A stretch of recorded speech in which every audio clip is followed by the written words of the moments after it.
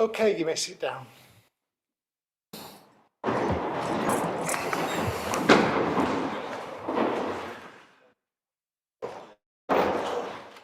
Good evening, I'm Councillor Stephen Hodgson. I am the Mayor of Worcester. I'd like to welcome everybody to tonight's meeting.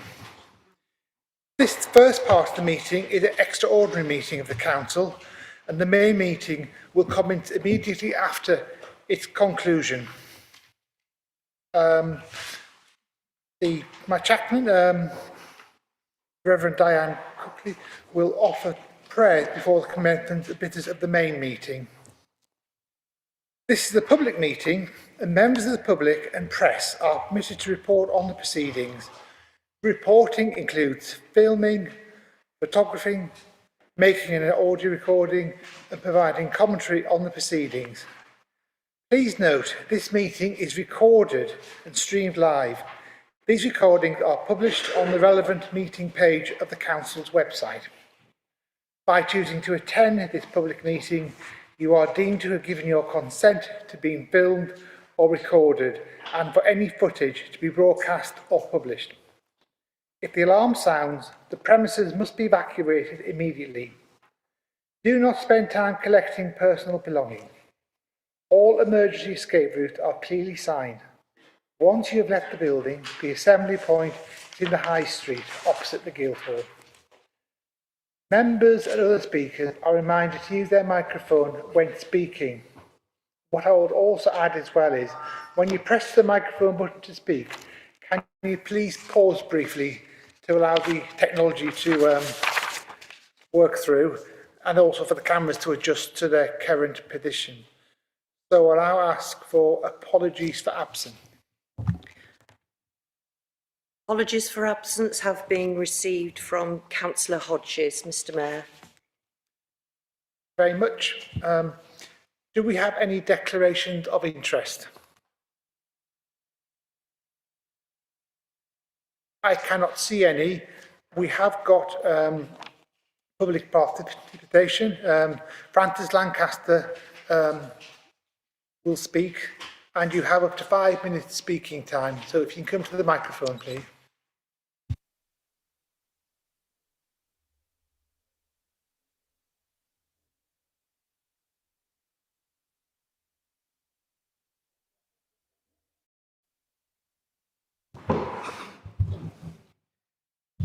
Well, thank you very much, Mr Mayor, councillors, for listening to me.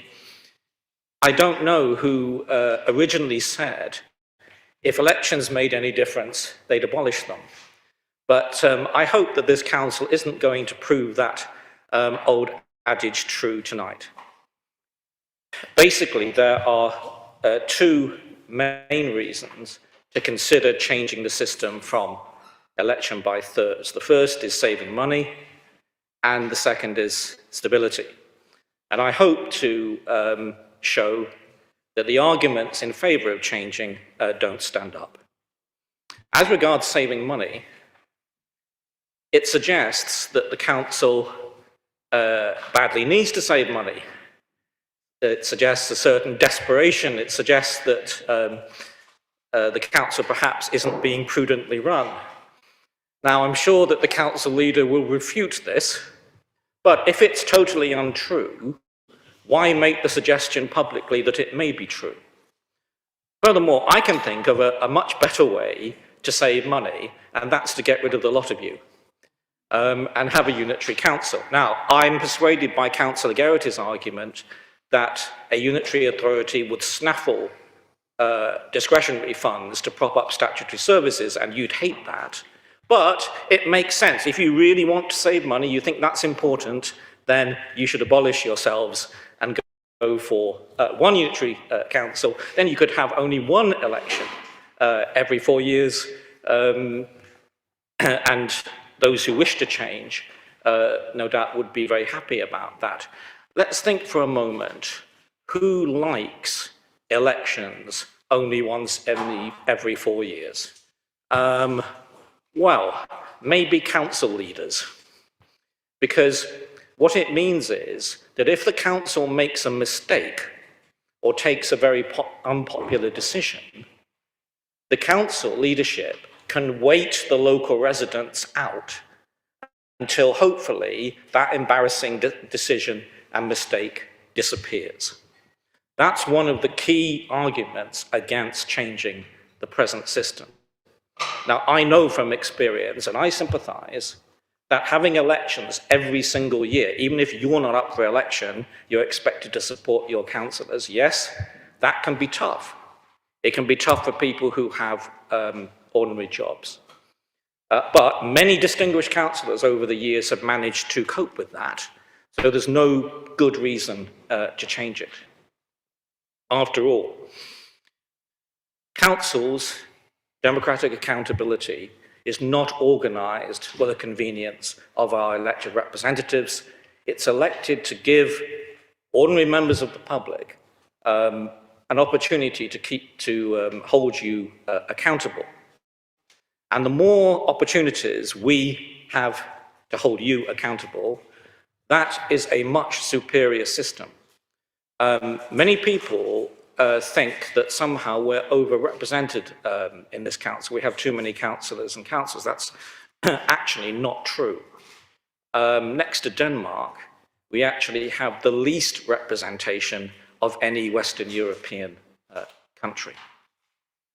Moreover, the stability argument that if you have no elections for 4 years, you're going to have a much more effective council, that doesn't hold water either.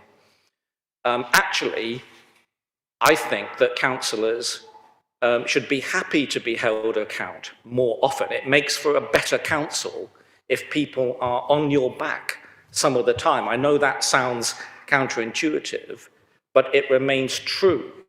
The more accountability there is, the more efficient and effective this council will be. The less chance the public has to hold you accountable, the less effective you will be. I'll end there by saying that I hope that you won't make this mistake tonight. There is some, it sounds easy, it sounds better to have no elections for this council for 4 years. But I hope that if you think carefully about it, you'll see that the arguments are much weaker than people put forward. And thanks very much for listening to me. Thank you very much for that contribution. I will now ask for apologies for absence. Apologies for absence have been received from Councillor Hodges, Mr Mayor. Thank you very much. And do we have any declarations of interest? We've done that.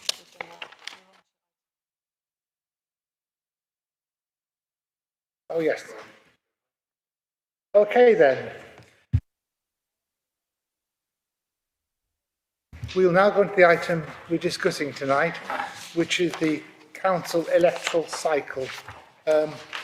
Sean Stroud will explain the procedure for this. When we have the discussions, Claire will indicate to all speakers when we have 1 minute remaining, and also again when their allocated time is up. Also, because of the nature of these votes and the technical nature, and the fact that the first item on the agenda needs a 2/3 majority, we will be asking for names, although it's not a name vote, so we can correctly calculate the 2/3 we need for the majority. So I'll ask Sean to now explain the procedure. Thank you, Mr Mayor. This report invites the Council to debate its electoral cycle. The Council will be aware it is under no obligation to change its electoral cycle, but it is a matter for local determination. And should the Council decide that it wishes to change its electoral cycle and move from the current arrangements of voting by thirds to whole council elections, then this Council must resolve to do that at a special meeting, which has been convened tonight, and this council must resolve to do that by voting on a 2/3 majority. So 2/3 of those councillors voting must resolve to change the current electoral cycle. And if that 2/3 majority is not achieved, then the status quo clearly prevails. Mr Mayor, I would just refer the Council to the report and the supplemental paper that came out as Appendix 1, which provides detail of the consultation responses received. Council will be aware that the Policy and Resources Committee resolved in December to commence a consultation process, and that before passing any resolution to change the electoral cycle, the Council must have taken reasonable steps to consult and have regard to that process. So the consultation feedback is provided in Appendix 1, and councillors may wish to read that for themselves. Finally, as I said, this is a matter for local determination, but the procedure is set out in legislation. And should the Council wish to change the electoral cycle, then it's important that any resolution also includes the date by which the change should be effective. So this report proposes that if that resolution is given, the date that would be chosen would be 2024. And that is proposed because that's the date at which the Boundary Commission requires the Council to hold an all-out election in any event, which councillors will be aware is part of the Boundary Commission's separate work in relation to council size and warding patterns. There are no significant financial or budgetary implications, and there are no significant equality implications which have been identified. Therefore, I would invite councillors to read the consultation summary, and it is our proposal that the group leaders may wish to speak on this item first, each of the group leaders, before the Mayor invites other speakers. Thank you. And on that basis, I invite Councillor Bailey, as the leader of the Council, to start this debate. Thank you, Mr Mayor, and good evening to the Council. Having been here 20 years, it has taken me really well back to those very early years tonight, sitting on the back row with Francis Lancaster stood over giving me and telling me why I'm wrong. He well argued, and as he always was, and I thank him for coming and giving his view. I happen to disagree with it now, as I did almost 20 years ago, I guess, when Francis used to argue on things. But I respect his right and his interest, and I have great regard for his interest in these issues. My personal position is that I've always been in favour of annual elections. I've liked them. I've enjoyed all 20 of those in Worcester. I've fought in every single one of them.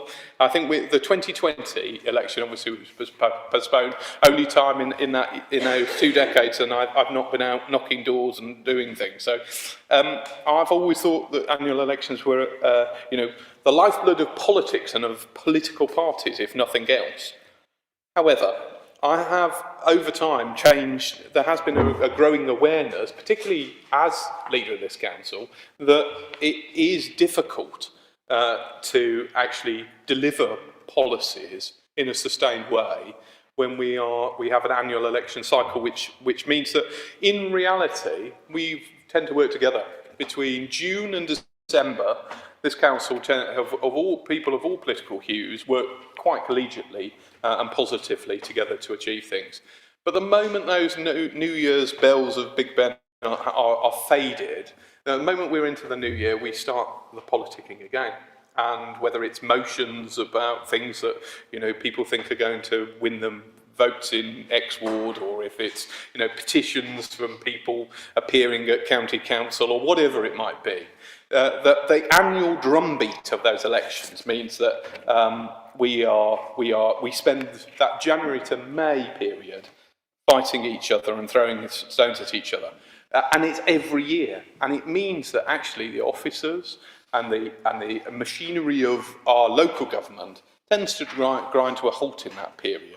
And what we need, I think, is 2024. We are having an all-out election, not of our choosing. And one of the great barriers to moving to all-outs has always been, the great inequality that would happen if somebody who's just got elected and told, oh, sorry, you're going to have to stand the election again. The truth is, in 2024, we are having to all be re-elected. Anybody who's standing will have to stand again. So we are forced to do that. And so it provides that once-in-a-generation opportunity. The last time was 2004, when we can actually make that seismic change in this council. And it would undoubtedly be both cheaper and better for the long-term strategy of this council, in my view, to move to all-out elections. It's cheaper because, election to elect 35 or 36 of us, it would be very, very similar to the cost of holding the elections for just 12 or 13, which we normally run. Very, very little. So of course, you're cutting out tens of thousands of pounds worth of waste by moving to those all-out elections. Now, I've never thought that democracy is a waste of money, but I think this is an opportunity for us to look at this and to take this one. I also think it will provide stronger leadership. Whatever the electorate of Worcester, and they are quite mercurial, they tend to send us in very similar numbers each year back here, and I suspect an all-out election will do the same too. I don't think it will work in any one party's advantage, but whatever, if we do move to that, whatever complexion of this council at that election, it will have to work together for 4 years, and it will know that it's got to work together for 4 years, and whatever structures will be necessary to make that work are ones that we can put in place. So I'm also have note to the consultation, which is, of course, that a majority of those who the 200 or so who bothered to respond to the consultation were in favour of moving to all-out elections too. So 2/3 were in favour. So on balance, and as I said, I'm admitting to having moved my position myself, the evidence has changed and I've changed. I think it is the right thing to do to move to an all-out election as of 2024. Thank you very much, Mr. Mayor. Thank you very much. Can I ask the Leader of the Opposition, Councillor Adrian Gregson, to speak? Thanks, Matt. I was also pleased to see previous Councillor Lancaster here tonight to offer his views, and I'm glad to say that he hasn't failed to continue peddling red herrings and irrelevancies. So that's always good to hear. And for once, in his new position, he doesn't get a call back on me unless he chooses to use the pages of the evening news. The whole point about this consultation is that it is not about changing the boundaries. It's not about changing the way in which council operates or creating unitaries or anything like that.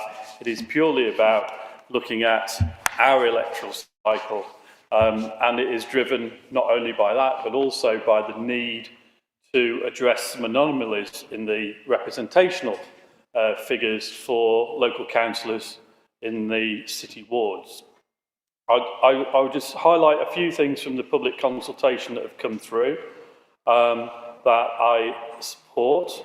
The system is confusing as it currently stands. A new system would be less costly, pro rata, as the leader implies, and also the argument about stability. And as a previous leader of the council, I think that is a key element for whoever is in charge needs to know where they stand. And I think that it's appropriate as well that the opposition parties know where they stand and what they need to do and what they can do. What I do take particular issue with in the consultation responses, however, is the comments that have appeared once or twice that say that it's very tedious to hold elections. I reject that entirely. It's not tedious, and the more people who join in it, the better. And we are unfortunate in recent years in Worcester where turnout for local elections has been poor. And I think that having a once in 4 yearly opportunity may well assist us in that element and give us an opportunity for people to think, well, this is our chance, therefore we do really need to get out and do something, much as they do in the parliamentary elections or in the county council elections. There's also an argument about us not being as democratic because there are fewer elections. That one fails also because we do have those other elections going on as well. Not to mention the police commissioner, for example, and up until recently, of course, the European elections. So I think there are plenty of opportunities. I think the issue here is this is it was not something that I would have pushed for. I think the arguments are finely balanced, but given that we are being led by the Boundary Commission to make these other changes, this is the one chance we get to do this, probably for another 20 years, and frankly, I don't think I'm going to be here at that point. So I would support the recommendation proposed by the leader. Thank you for that. Can I now call Councillor Louis Stephen? Thank you. I think there are good arguments for both options, to stay with thirds or to go for all-out elections. We've had a debate within the Green Party to discuss it, and it is a finely balanced discussion and an outcome. A point about the costs. Very often we have general elections and also police and crime commissioner elections as well, and there will be situations where the local elections will be on the same day. So the amount of savings we would make from going down this road would be minimal and quite small, I suspect, and I think it generally is a red herring. There obviously are advantages to having yearly elections about keeping councillors on their toes. But equally, having elections every 4 years does allow stable council, which can create a programme for a 4-year term. I think if you look at the current state of play, I think Councillor Bellion's made a very good point about the politicking which happens after Christmas up to each election every single year. And I think sometimes it does lead to short-term, perhaps populist type of decision-making. Having longer-term decision-making for yearly terms, I think, personally, I think that would be a far better position for us to be in. For me personally, I'll be voting in favour of 4-yearly elections. Thank you very much. And can I now call Councillor Alcott? Thank you. I'm sorry, I'm going to have a completely different take to all the other group leaders, so sorry.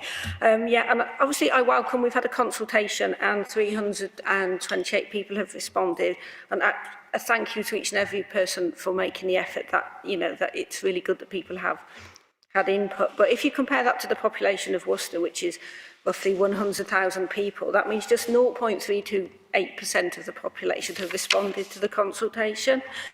And if you look further sort of at the breakdown of respondees, 2/3 happen to be male and 2/3 again happen to be 55 plus. So it is a very particular demographic that have responded to this survey. So I think if we make a change, we're not actually reflecting the views of all. And I appreciate not everyone has responded, but people tend not to with local government. And I know earlier, obviously, the leader of the council referred to that each year we're fighting each other. To my take, that's not how things are with myself or with my party. And I'd also like to comment, I'm a councillor, I'm group leader at Worcester City Council and at Worcestershire County Council, and I'm really proud of Worcester City Council so far because I think we work well with the committee system. I feel we work much better as parties across, whereas if I compare it to Worcestershire County Council, where we've had a strong Conservative majority for many years, it's a very different ball game. And I think generally we have other issues with our voting system. We have first past the post, which to my mind doesn't accurately reflect the voting results. You know, there's us, India and a few other countries that have that. And I just think if we go with this, I think it will be a real mistake. I think, yes, it will save money, and yes, it may be less complicated for people, but it will make it much easier for people just to make less of an effort. I mean, you know, Liberal Democrats, our party, we're known for regularly knocking on doors, so I do not foresee it as a problem for us, but I do foresee it as a problem in other areas because it's really important to engage with democracy and speak to your electorate, and I feel like this is just a lazy option. Sorry, thank you. Okay, thank you very much for that. Do we have any further speakers on this item? If we do not, then I then need a proposer and a seconder for a preferred option. Yes, Councillor Bayliss. Thank you, Mayor. I'd like to propose that the council determines to change to whole council elections held every 4 years as from 2024.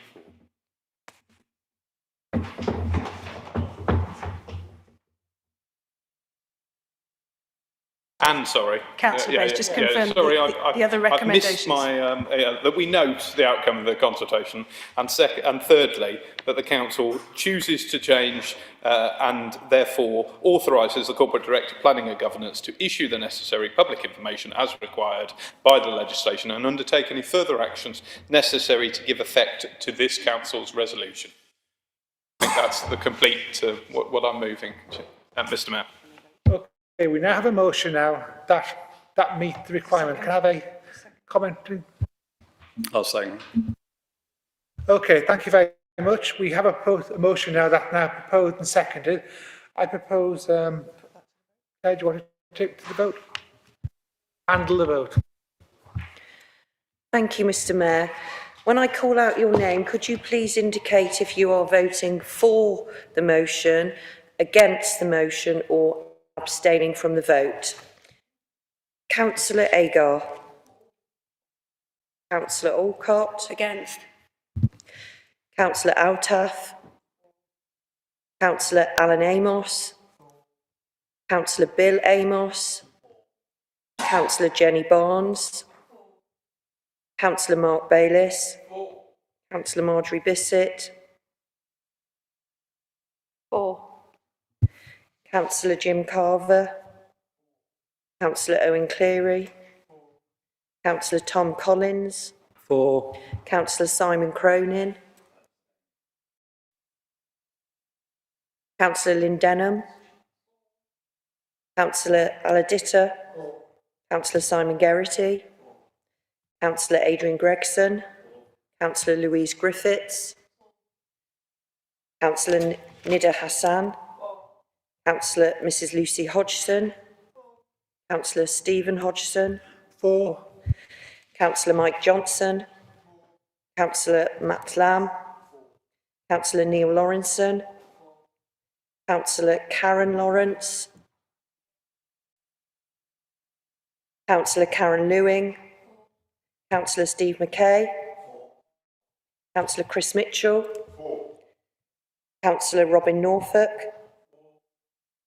Councillor Jabir Riaz. Councillor Andy Roberts. Councillor Andy Stafford. Councillor James Stanley. Councillor Louis Stephen.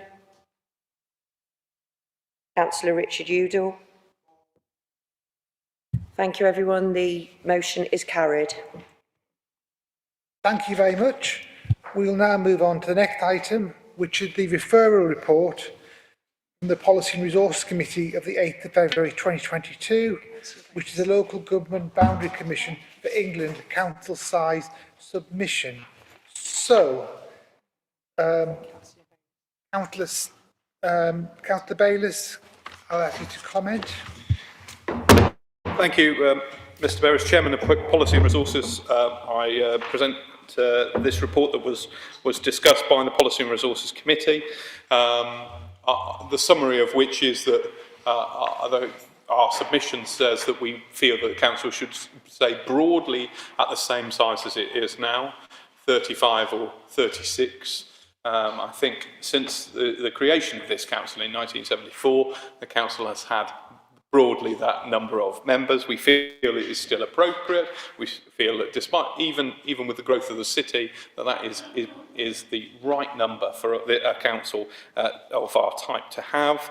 The paper does say, depending on how ward boundaries are drawn, that maybe the Commission would want to go up to as high as 39, but our strong preference, is to retain our number at about what we have now. So that was Policy and Resources view, and I believe that was unanimously held by PNR.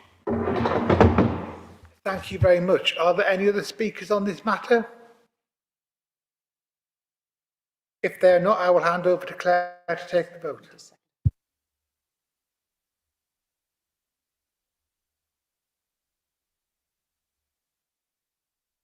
Sorry, can we have a seconder, please? Just thank you, Councillor Gregson. Thank you, Mr. Mayor. All those voting in favour? Voting against? Any abstentions? Thank you. The motion is carried, Mr. Mayor. Thank you very much. That concludes the extraordinary meeting. So we're now going to go into the agenda now on the main council meeting. So the first item is we need to have a minute silence. Before we commence the business, I'd like everyone to over the minute silence. This is to commemorate the lifetime of two former mayors, Jeff Carpenter and Aubrey Tarbuck, who both sadly passed away recently, and also His Honour Alistair McCreath, who served as the Honorary Recorder of Worcester. I will pay tribute to them later in the meeting, so if we can stand up for our minute silence, please.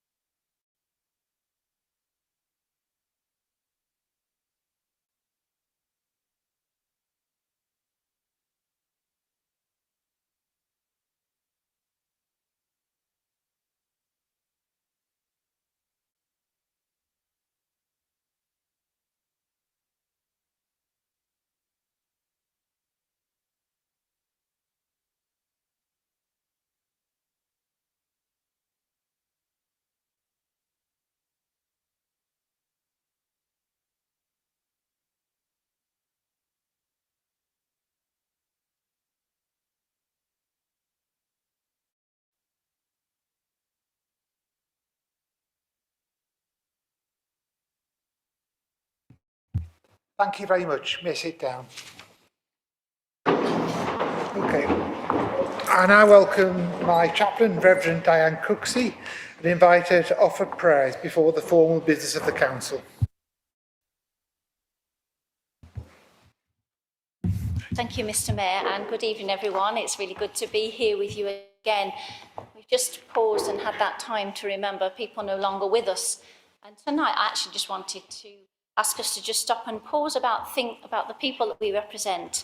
I'm very conscious in my conversations with people. There's a lot of anxious people around at the moment, well, understandably because of the flooding, but others just unsure about what's coming with increasing the cost of living, etc., pressures on finance. No, I've noticed this evening one of the big items on the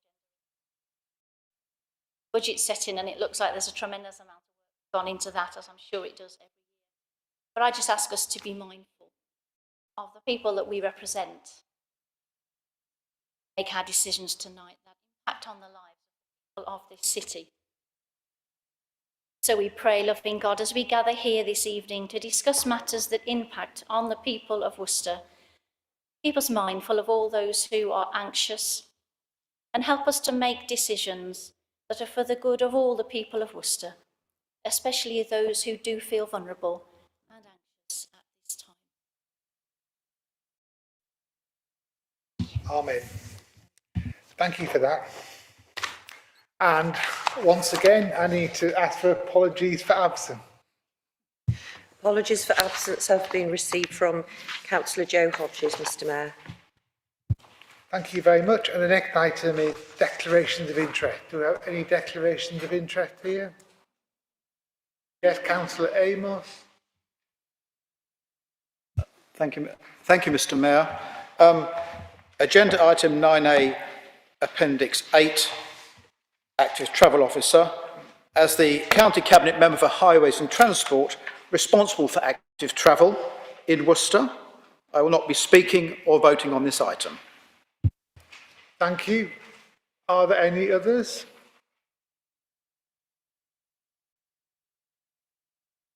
If not, we'll move on to the minutes.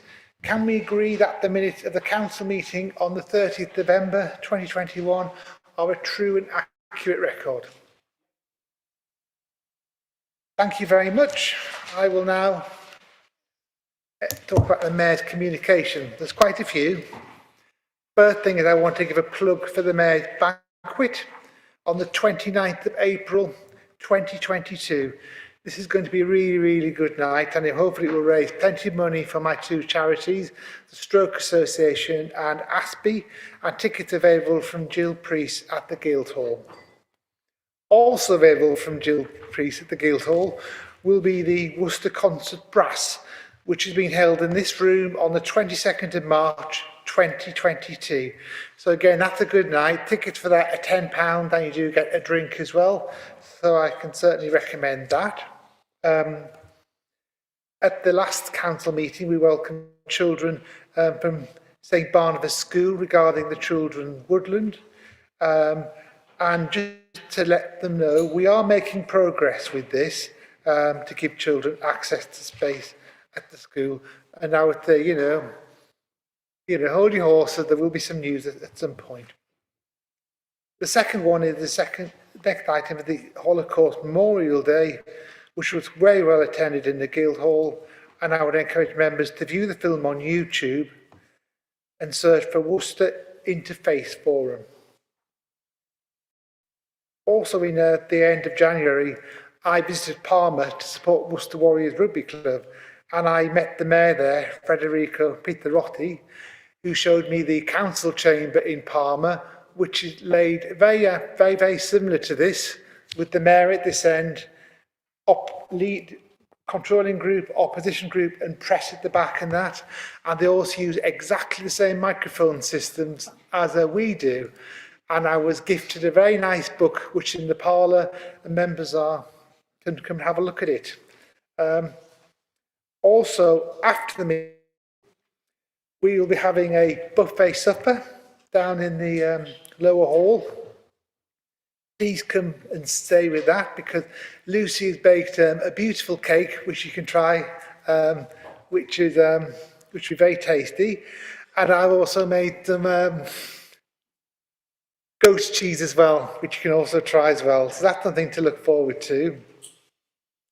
Now, on a more sombre note, I'd like to start by paying tribute to Jeff Carpenter, Aubrey Tarbuck and Alistair McCree. Jeff Carpenter hailed from South Wales, but lived in Worcester for much of his life.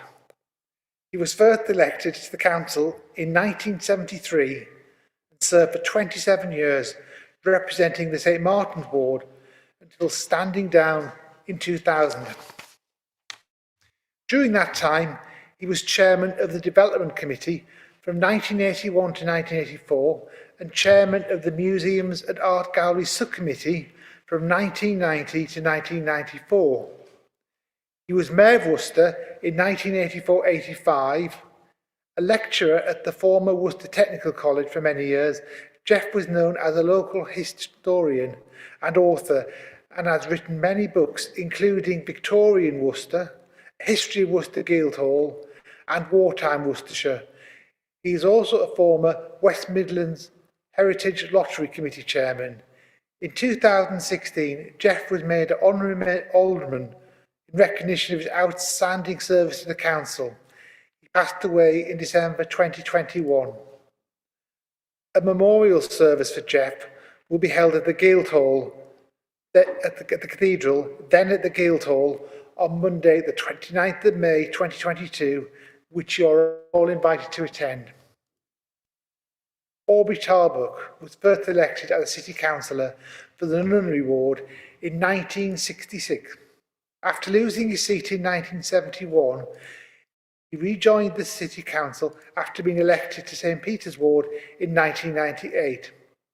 Aubrey became a mayor of Worcester from 2005 to 6 and was also a Malvern Hill district councillor for a number of years. Aubrey grew up in Worcester, attending the Royal Grammar School. He was employed by Worcestershire County Council's Audit Department and then as a senior officer at Lloyds Bank and at the local firm PR Prattley and Sons.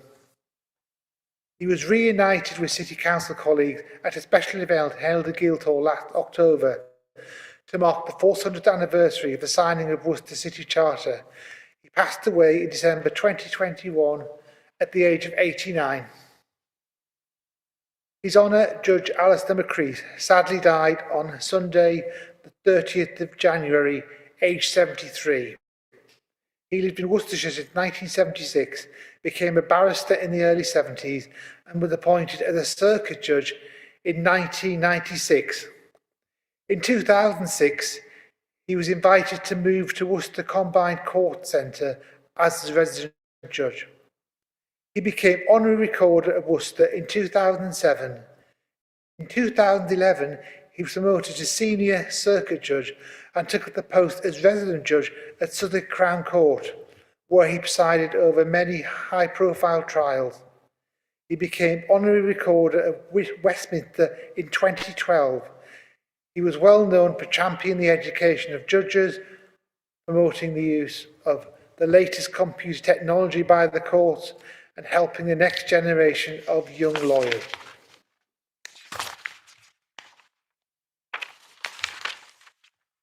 I would now like to invite councillors Gregson and Bayliss to pay their own tributes to Jeff at Aubrey. So I'll call Councillor Gregson first. Thank you, Mayor. And in light of the memorial service, which is expected in not far off, my comments will not be extensive, but I do think that it's right and proper the council pays its respects and remembers somebody who was a stalwart of the city. And although he was a Labour councillor, his work on planning and conservation in the museums committee and generally around culture and development means that there is a lot that the city needs to thank him for personally and for his leadership during that time. Even relatively recently, certainly before the lockdown impositions, he would regularly be seen pottering up and down the high street and would usually point and accost you and give you some pleasant advice about the particular planning issues that needed some urgent attention. I'm never sure that he was really addressing the right person, because but I usually managed to pass on those remarks to the right area. He was well known as a lecturer, and it's interesting through mainly perhaps through my course of work that I come across a number of people who were his students at the college. And of course, he's well known for writing what is currently the only book about the Guildhall history. So he's a remarkable knowledge and in desire to get embedded in Worcester was only matched by his love and his protection of South Wales. It was quite interesting that I also got to know a childhood friend of his who ended up in Worcester, working in the archives, and they used to chatter away together, and occasionally tell me what to do at work as well as here. So I'm very grateful for knowing Jeff. He was a great servant of the city. I'd just take the opportunity to say that how sad it was to read about Alistair McCreath. He was actually given quite a lot to the city behind the scenes, aside from his legal point of view, and was very amiable and interested person at any of the events that we held when he was on a recorder and subsequently. And I was lucky enough to lose to him in bowls only in the summer. So sadly, I won't get the chance to beat him on that green again. Thank you very much. And Councillor Bailey. Thank you, Mr. Mayor. And can I start by associating myself with the comments of Councillor Gregson about former Councillor Jeff Carpenter. Jeff was a truly special man and a great servant for the people of Worcester, and his death is mourned on this side of the chamber as well. I rise to speak about Aubrey Tarbuck, who was a member of this authority first, as you said, in the 1960s. which is, seems quite extraordinary these days. He represented nunnery for 5 years in the 1960s to 1971, as you said, and then more recently he did a 16-year spell in St Peter's, and it is in that time that I knew Aubrey. He was, of course, as you said, mayor in 2005-06, and to those who knew Aubrey, he was, how would you describe him? He was conscientious, he was hardworking, he was independent, he struck fear into the hearts of leaders, I think, when he spoke at times. I hadn't realised until I read the obituary in the paper that he'd been employed as an auditor for the county council in its previous guise, I guess, before this Worcestershire, in the first Worcestershire County Council. And Aubrey that was the man. He was forensic. He was the sort of guy that got into things and really burrowed into the data, the information. He had a couple of really subjects that he particularly liked to understand, and finance was one of them. He really took his job as a councillor and as an auditor, essentially, standing up for the public and for their money. And he took that very seriously, and he did a great job there. As I said, his life he did have no tragedy in his life, and his wife died in 2017 in very unfortunate circumstances. I'm sure that must have played a terrible part, or been a terrible thing for Aubrey to live through and deal with. She was very dear to him and a really important part of his life, and I'm sure it was a huge shock and change for him. We did meet him recently. He was here for that 400th celebration of the mayoralty here in Worcester, and it was nice to see him one last time. I mourn his passing and commend his memory to you as a council. Thank you very much for those tributes. Item 5 is public participation, which we have none. So I will then move on to questions, and I will invite Councillor Pat Agar to ask the first question. Sorry, Mr. Mayor, I'm having trouble here. There's not a lot of space.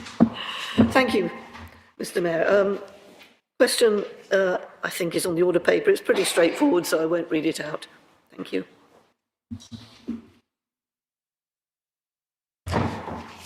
If I may, Mr.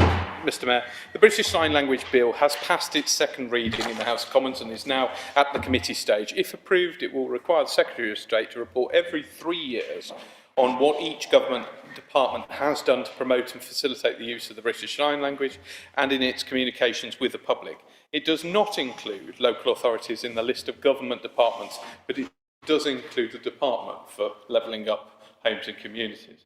The Secretary of State must also issue guidance about the promotion of the use of the British Sign Language. This would cover advice for relevant government departments on providing information to the Secretary of State for a regular report, advice on best practice for communicating with British Sign Language users, and case studies to illustrate the value of providing British Sign Language interpretation in communications with the public. This Council does not currently have the facilities or resources to use British Sign Language in its communications, but will take into account of the bill in its communications plan and would follow any guidance subsequently published by the Secretary of State as far as it is able to do so. Do we have a supplementary? Thank you. I'd like to thank the leader for that. I think my chief concern really with this is if the bill is passed, is enacted, we do have a duty to provide better facilities and better access. So with that in mind, I would ask if we are going to provide professional interpreters for council meetings and committee meetings in future, and possibly we might offer training to members and officers. I appreciate that we don't have this at the moment, but it seems to me that this is a matter of equality. Wouldn't you say? Thank you, Mr. Mayor. It certainly is something I think is worthy of proper consideration on how we could do that. You're absolutely right, Councillor Agar, that it is important that all members of our community can engage in the work of this council, and I will ask officers to look into what we can do and bring that forward in the future. Thank you. Second question is from Councillor Marjorie Bishop.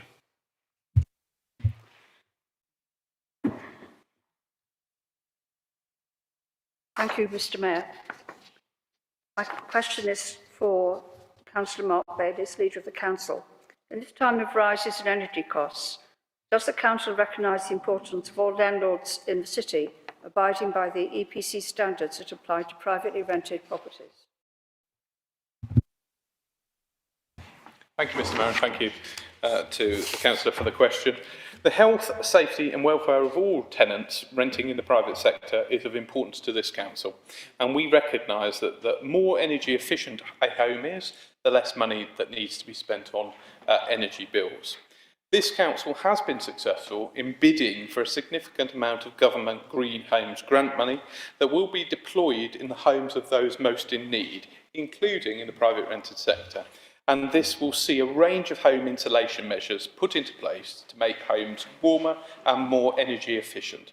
In addition, the Council has been deploying a wide range of financial grants to families on low income to assist them with paying for essential supplies, including the costs of energy. Thank you. Is there a supplementary? Yes, there is. Thank you very much for your answer, Councillor Bayliss. I was just wondering if you could find out for me how many landlords of privately rented properties in Worcester have been fined for letting properties that are illegal.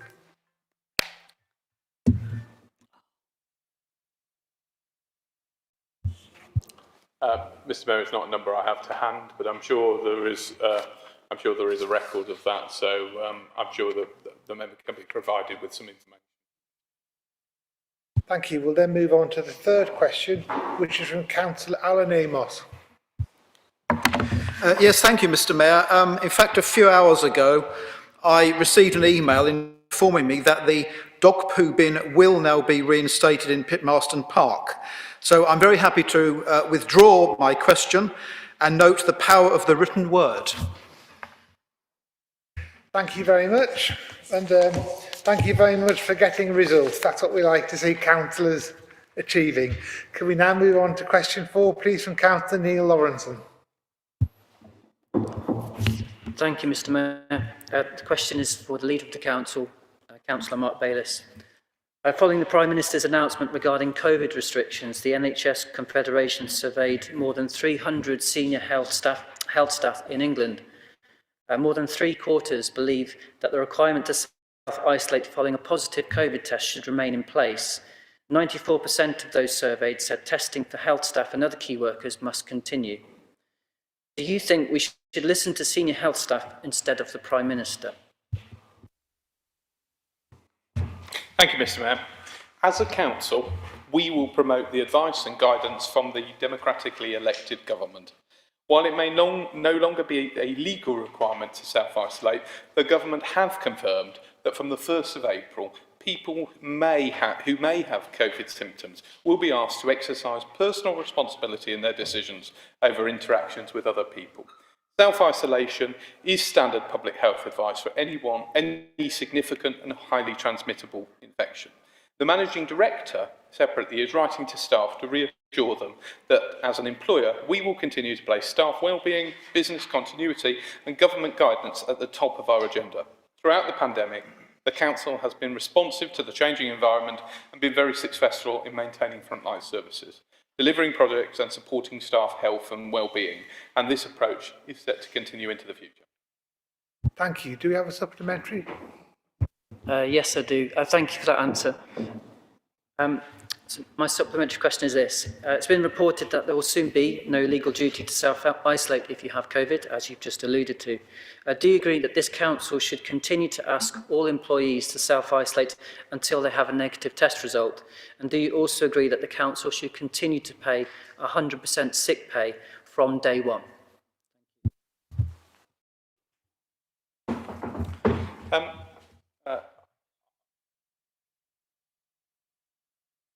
The second part of the question is easier than the first one. The second part, I agree that we should pay 100% sick pay from day one. I hope that the managing director has made that decision during COVID, and he has my full support in that continuing.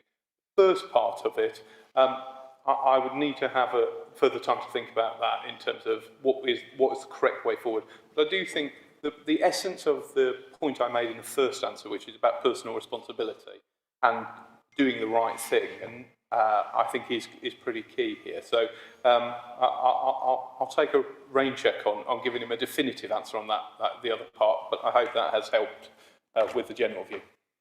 Thank you. And we have a final question, also from Councillor Neil Lawrence. Thank you. It's another question for Leader of the Council, Councillor Mark Bayliss. I think it's the third time I've asked a similar question. I'm going to ask it anyway. The Police Crime Sentencing and Courts Bill will be discussed in the House of Commons this month after a series of defeats in the House of Lords. The policing bill would give the police, acting under instruction from government, the power to stop any protest. The criminal offences created by this bill and its amendments carry a maximum sentence of 51 weeks in prison. Do you believe that the policing bill is compatible with free speech and democracy? I've obviously not done a very good job of answering in the first two times now, so I'll give you another go. But I believe that the freedom of speech is a fundamental British value, and I don't think any government would dare seek to take it away, and I don't think that is what this government is seeking to do in this bill. But the freedom of speech needs to be balanced with a freedom for people to exercise other rights, such as the right to work, to get to hospital, to get to school. And as we have seen in recent months, Mr.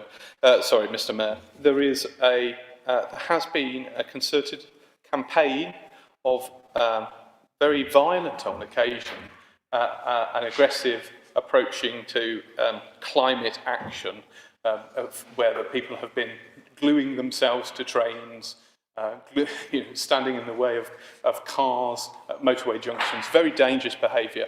And the government is responding to the need to protect and balance those different rights, the freedom to express views and freedom to speech, but also the freedom for other rights and the public to exercise those. And I believe they are getting the right balance in this bill. But I do also think that the House of Commons and the House of Lords has an important part to play in testing legislation and seeking to improve it. And I'm sure the government will listen to those amendments that the House of Lords have sent back. Thank you. Do you have a supplementary? Yes, I do. Thanks again for the answer. You keep referring to climate breakdown protests, but this is a very expansive piece of legislation about any protest that has an impact. The whole point of the protest is that it has an impact. The question is this. 800,000 people have signed a petition against the policing bill. It's been opposed by 350 civil society organisations, ex-police chiefs, Parliament's Joint Committee on Human Rights, and the Council of Europe's Human Rights Commissioner. If the policing bill is a good piece of legislation, why do you think so many people are against it? We have a fully functioning, democratic and open and transparent society where people are able to express their views, and I hope that continues. I could point out equal numbers of police chiefs, including, I believe, the former Commissioner, Cressida Dick, who have pointed out the need for further legislation in this area to take this forward. And I think there is an important gap in the current policing regime at the moment that the government is seeking to fill. And I think that they will. I'm confident that we will have legislation that protects the right to freedom of speech, but also protects those other freedoms that I outlined in my first answer. Thank you. That concludes the questions. So we now move on to item 7, which is the notices of motion. These are being submitted in accordance to Council Procedure Rule 8. What I remind members to do is to keep their speeches concise and to the point and avoid any repetition. It's important we get these motions dealt with as soon as possible so we can move on to the important items afterwards, particularly the budget. I know last year we were discussing the budget about 11 o'clock at night because we were spending a lot of time on motion and things early on in the evening. So I'll invite Councillor Udall to do the first motion on St John's Co-op. Thank you, Mr. Mayor. You sound like a presenter on just a minute when you open that, so congratulations. I hope you don't speak without hesitation, repetition, or whatever it is. Thank you. I knew there was something else. Mr. Mayor, it's with deep sorrow and regret that I have to move this motion in Council tonight. Mr. Mayor, you will know that I have been a lifelong cooperator, a supporter of the cooperative movement, and a supporter of cooperative values and principles. I think it's therefore a shame that the current senior management of the cooperative group do not appear to be under any democratic member control and do not share the values and principles of the movement. The Worcester Cooperative Society was formed in the 1880s when the price of bread rocketed and working people came together to bake their own bread at affordable prices. They were unable to buy wheat. Local farmers refused to supply them, so they bought their own farm and established a bakery. The St John's shop was first opened in 1892. It was the first cooperative shop in Worcester and has been serving the residents and returning a profit and a dividend to those members ever since. The staff of the current store are hardworking and dedicated. We know most of them by their first names. Some have worked in the store for over 40 years. They are part of the St John's family. I personally wish them well and look for the future. Their treatment has been a disgrace and they deserved much better. However, Mr. Mayor, this motion is not just about sentiment. Sentiment will not pay the bills. It's also about hard commercial facts. The staff have been informed that the shop has been sold to a mystery developer to be converted into a retirement village. Mr. Mayor, St John's is not a geriatric conglomeration. St John's is a living, breathing commercial community and St John's needs shops. If all of this large store is lost to retail, it will cause a dramatic loss of footfall and could seriously damage all other retail outlets in St John's. The risk to the future of the area as a retail and commercial centre is real. I understand change is a necessity. I have run businesses and I recognise things can't stay the same forever.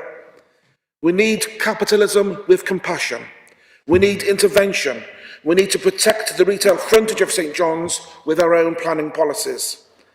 I accept that the St John's Co-op is a big box. I would even accept that not all of the site could or should remain as retail. But what I believe is essential is that the road and shop frontage should remain as retail.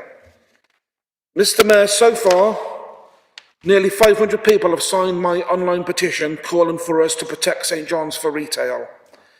Tonight, St John's, its traders and its people are looking to us for help. St John's needs investment, but it also needs our help to secure its future as a commercial centre. Tonight, Mr. Mayor, on behalf of St John's, I ask for your support. Thank you. Thank you for that. Can I have a seconder from Councillor Lamb?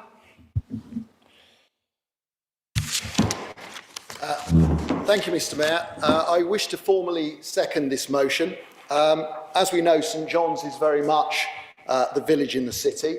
Whilst part of Worcester, the area west of the river has its own identity and its own sense of community. The decision to close the Co-op in St John's after 130 years is a bitter blow to a community reeling from other closures and job losses. St John's has already lost or will soon lose such staples as Lloyd's Bank, Joy Mining and the Bush Pub. The Co-op in St John's is not only an important local employer and supermarket, but a community hub with a particular ethos and approach that many local people appreciate. During COVID, Co-op workers reached out to help the local community. Local residents have told me that what they really like about the Co-op is not only its ethical stance and commitment to the cooperative principle, but its friendly and personal approach that many other big shops lack. Those who work at the Co-op are also local residents who live in St John's and spend their money in local shops. That loss of income, in turn, will be felt. We recognise that the Co-op is ultimately an organisation which needs to be economically viable. All our supermarkets, retailers, shops and hospitality providers have had a difficult 2 years under COVID. Unfortunately, a return to normality has not undone the damage caused. COVID has worsened an existing trend in our high streets and in our local centres, where shops have closed as we move increasingly online for our shopping. Whilst the decision lies with the Co-op, this council can still use its good offices to influence what happens next. The understanding, as Councillor Udaquara says, is that the site is likely to be used for housing for older people. Whilst this is certainly something that could be needed in St John's, it is also the lack and loss of this site for employment and economic use which is a concern. As I expressed last year about the loss of Joy Mining for business purposes, I'm also concerned about the loss of the Co-op site for the same reasons. I support this motion and urge the Council to enter into talks with the Co-op on the future of this site. Thank you. Are there any further speakers on this particular? Yes, Councillor Roberts. Thank you, Mr. Mayor. I'll be brief. I think I've been asked to speak on this. I remember the Co-op and its heyday. I don't remember the 1880s opening in St. but I do remember, and I'm talking about a period when there were Co-op shops, Co-op farms, Co-op funeral directors, all sorts of things. And everybody with my sort of background remember the Co-op number. Ours was 16095. You know, that's the way it was. So whether it's an idea that's had its time, I don't know, but I certainly miss it. It added something to society. And right now, that site is absolutely essential to the vibrancy of St John's. Now, if the people wanted to be a retail outlet, then theoretically that's what it should become, because the market pressure should allow that. But which, in any case, we will do what we can to support all those who are seeking to see that St John's remains, as Matt said, a village within the city, which is important to us all. Councillor Stephen next. Wave? No, I thought you were waving for it. Okay then. Are there any other speakers on there? What I would say about the Co-op in St John's, I've run the Rotary Christmas parcels for a number of years, and they were absolutely excellent in providing products for the Christmas parcels that we did. But can we have summing up, please?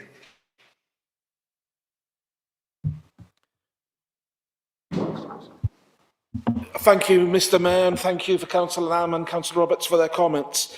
And it's not just the store which will be lost to the community. There are other things which are vitally important to the community as well, which it provides.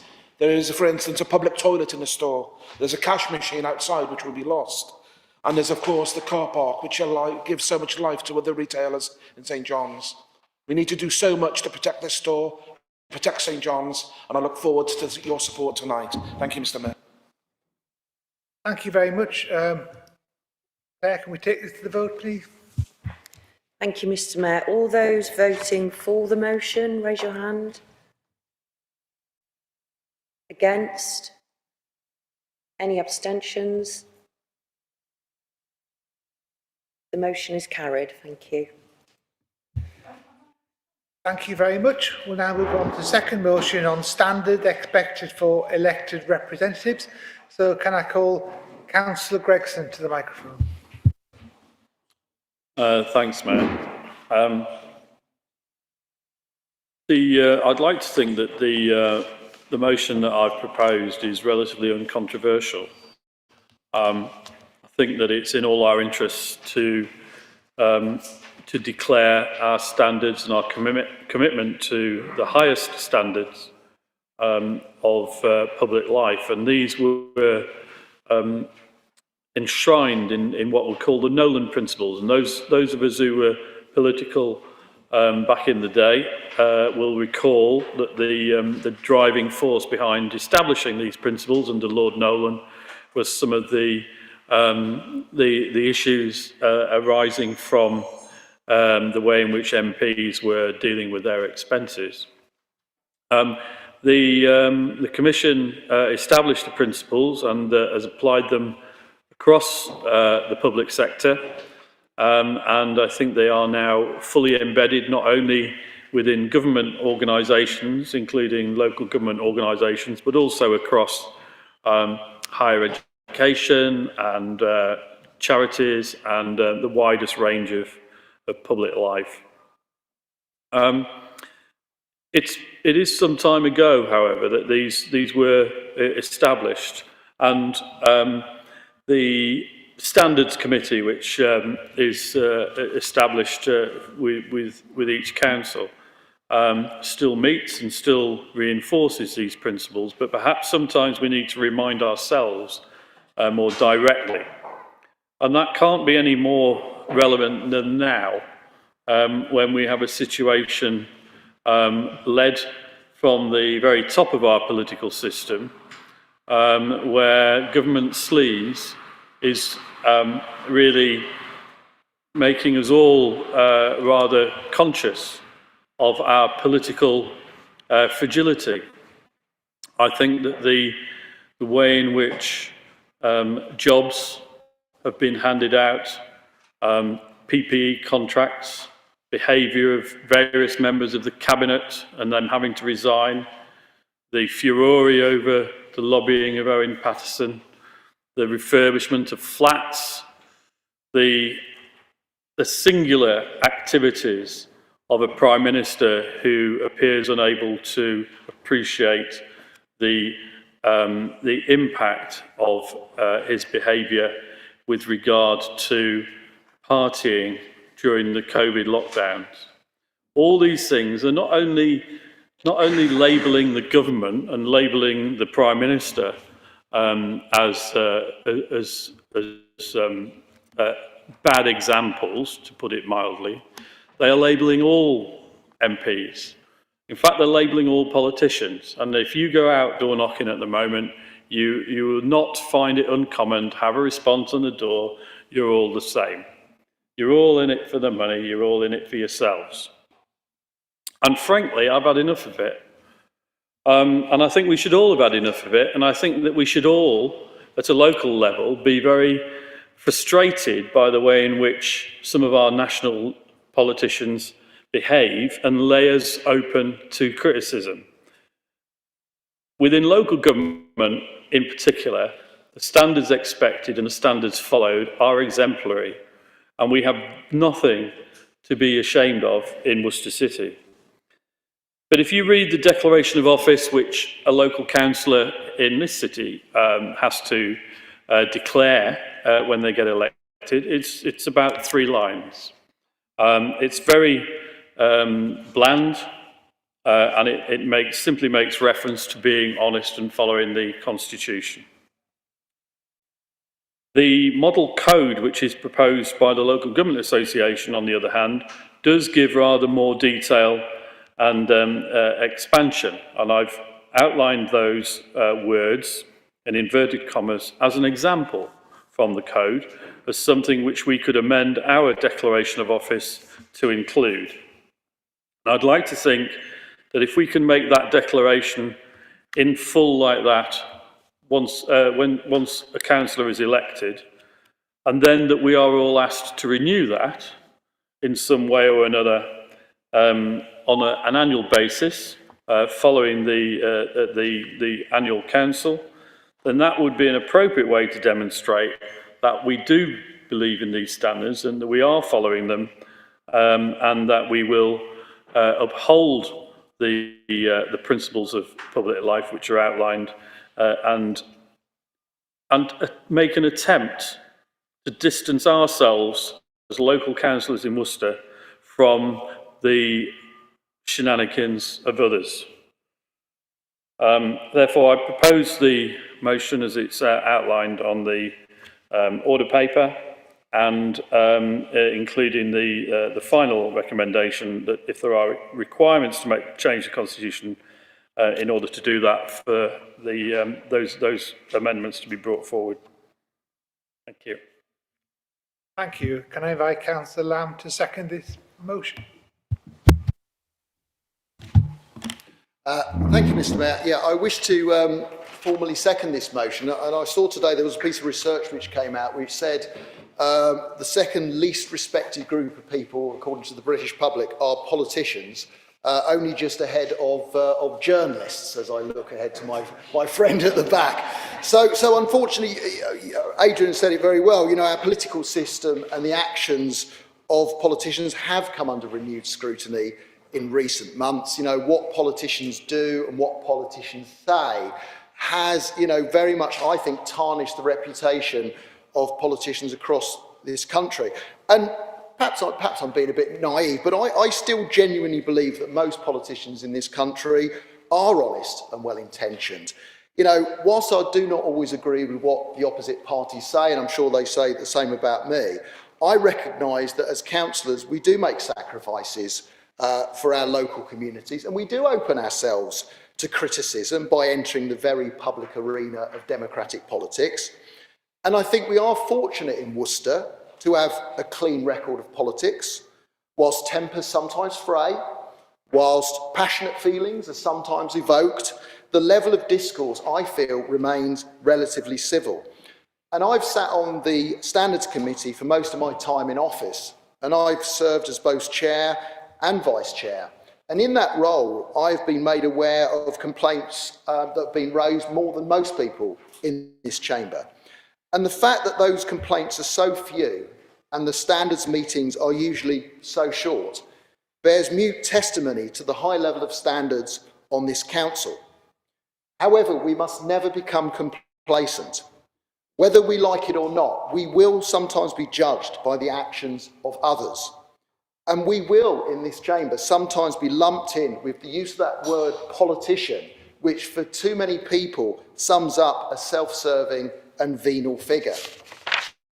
Therefore, I believe we must explicitly and publicly commit to the highest principles and standards in order to be role models to our local communities.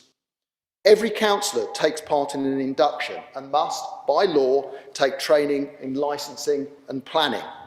There must also be regular and periodic updates. I believe that clearly setting out and regularly reinforcing standards of behaviour as set out in the Nolan Principles is just as vital. I think that by regularly committing to those principles and actually demonstrating them through our actions towards officers, towards the public and towards each other, we can act as a beacon to those who elect us and help turn back the tide of cynicism and doubt that I believe is damaging our democratic system. I formally second this motion and encourage the council to support it. Thank you. I've got 4 on this speaker list. So I'll first of all call Councillor Andy Roberts.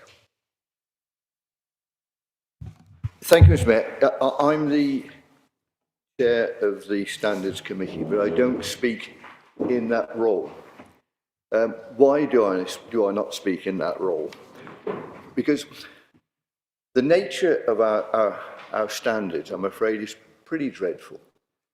There's tit-for-tat complaints with one councillor against another, usually from one side to the other side, and then reversing back. Usually pretty petty, but all based on personal advantage. And that's, I mean, I have discussed this with the vice chair, and he, like me, has never made a complaint of anybody. And I think, frankly, like me, he hasn't got much time for people who make these sort of stupid complaints. So the reason I'm not speaking on behalf of the committee is because I recognise the value of the councillors who sit on that committee.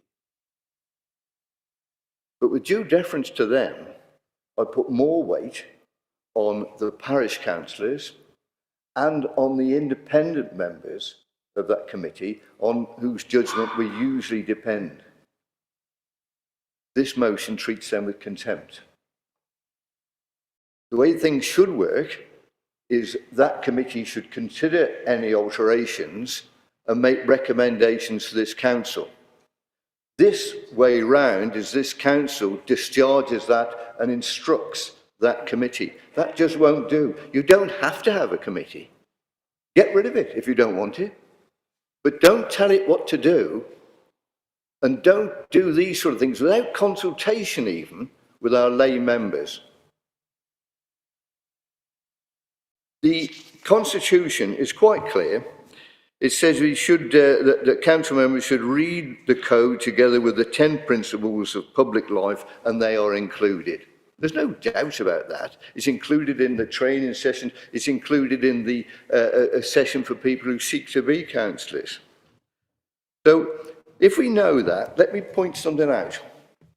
Either this is a genuine attempt to improve our standards procedure, or it's a ruse by which you can have a go at the old political knockabout. If it's a ruse, and that's not for me to say, if it's a ruse, then it doesn't represent an example of integrity or honesty. If it's a ruse, the members of the Standards Board are not being treated fairly with respect. If it's a ruse, it does not show impartiality and it's not in the interest of the city. If it's a ruse, it seeks to confer advantage, political advantage. If it's a ruse, it attempts to inflict something for the interests of the people who are moving it. If it's a ruse, it indicates a failure to be aware of our Constitution. If it's a ruse, it misuses the resources of this council. And those are the principles, the Nolan principles. You can't possibly vote for this. Certainly the Vice Chair can't, because he's just got to resign afterwards. So I'm not going to ask you to vote against it.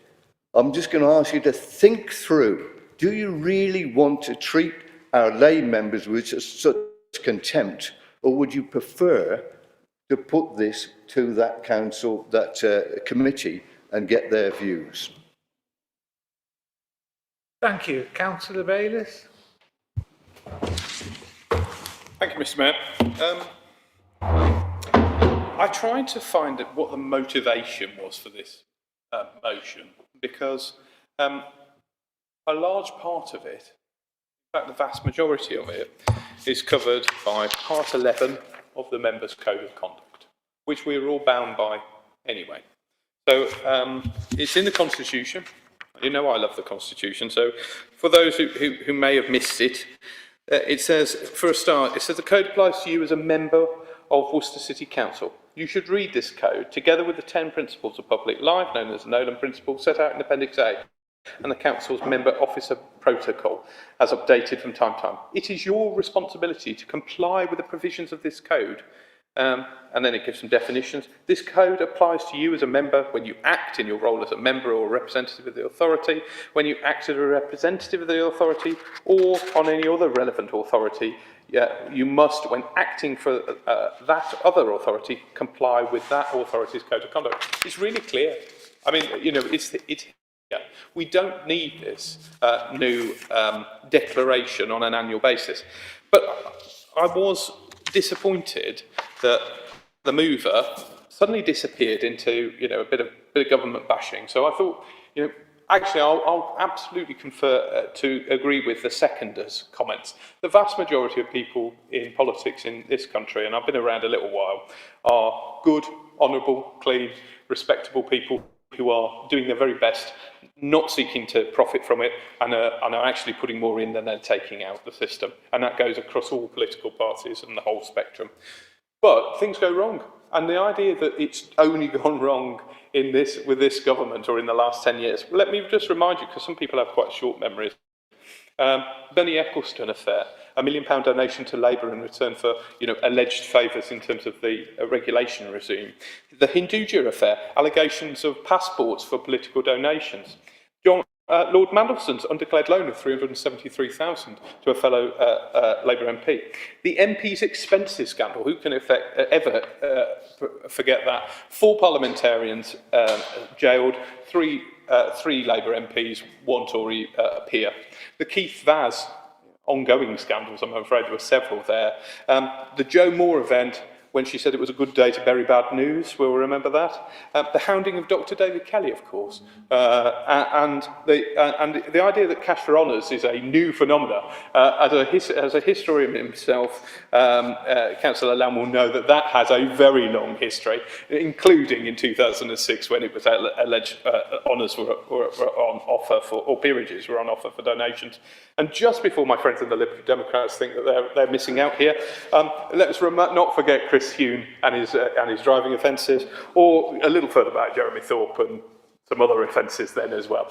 These are, however, the exception, not the rule. And the idea that we need to publicly pledge on an annual basis not to do silly things or stupid things or illegal things is frankly preposterous. We are bound by them. You are bound by them today. Every one of us in this room is bound by this code, and there is no need to make this public annual declaration. I will follow them. I'm sure you will too. So let's accept we've got them. Let's honour our commitment to them, and let's move on to some other business where perhaps we're not doing what we should be doing at the current time. Thank you. I see a hand from Neil Lawrenson.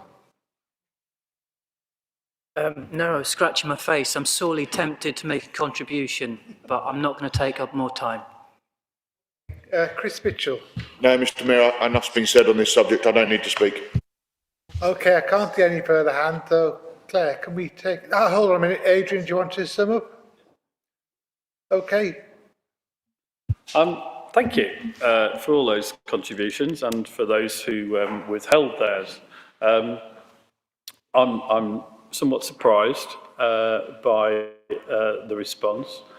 I thought I'd tried to make it clear that the reason for this is not that there is a problem in Worcester City Council, it's the fact that there is seen to be a problem amongst politicians. And so simply referring to the fact that the Part 11 code is in the code is in the Constitution, or that we are supposed to follow it, or whatever, is not sufficient for those people who don't dig into the depths of the Constitution and follow what goes on in the Council on a daily basis. What I'm attempting to do is to demonstrate publicly that we are following this code, and to remind members of our electorate that we do so. And I don't think that is in any way treating the committee with contempt. In fact, to the reverse, I think it supports their work and raises it as an issue which local people should be well aware of, and the fact that the committee finds so little to discuss and to report on should give them some faith in the constitution of the City Council, as much as fulfilling this motion would do as well. Thank you. We'll now take this to the vote. So Claire, do you want to... Thank you, Mr Mayor.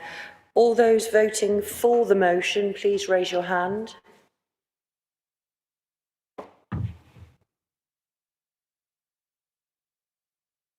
All those voting against, please raise your hand. Any abstentions?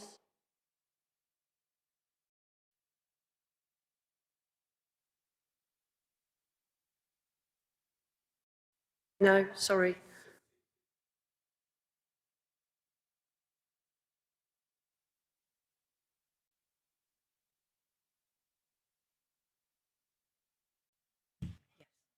Correct. Thank you. The motion is lost. So we can confirm that that's the decision of the officers, can we? Thank you very much for that. The leader. When you have such a finely balanced council, it's so important we count the votes as accurately as possible. So we now go on to the third of these motions, which is Development Sustainable Declaration. So can I have Councillor Bissett to the microphone to propose, please? Thank you, Mayor. I'm not going to read out the text of the motion. I assume you've all read it. It's about developer sustainability declarations.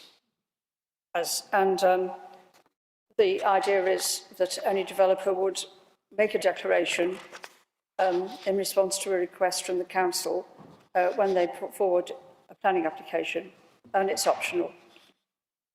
There's 3 important reasons why my motion should receive your report. The first one is the climate emergency. I'm sure you don't need reminding that the future looks very uncertain as climate emergency worsens daily, and in fact it's worsening, out right here in Worcester as I speak. A whopping 39% of the total carbon emissions from Worcester come from our housing stock, and yet we are still building new residential properties that emit far too much carbon dioxide.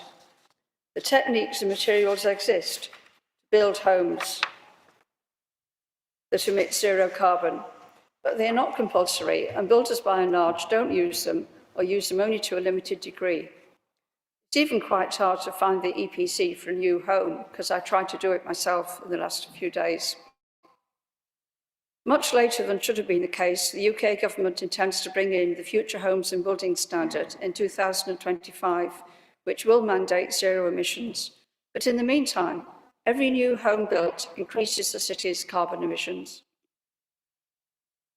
My second reason is fuel poverty. And I'm sure you all know that's when a person can't afford to heat their home or has to choose between heating their home and other essential spending such as food. It's been an issue in the UK for a long time, and that's mainly because of our antiquated, drafty housing stock. But at the moment, it's getting worse because of the current big increases in fuel costs and the rising cost of living generally. I'm going to skip the next bit for the sake of brevity and talk about biodiversity.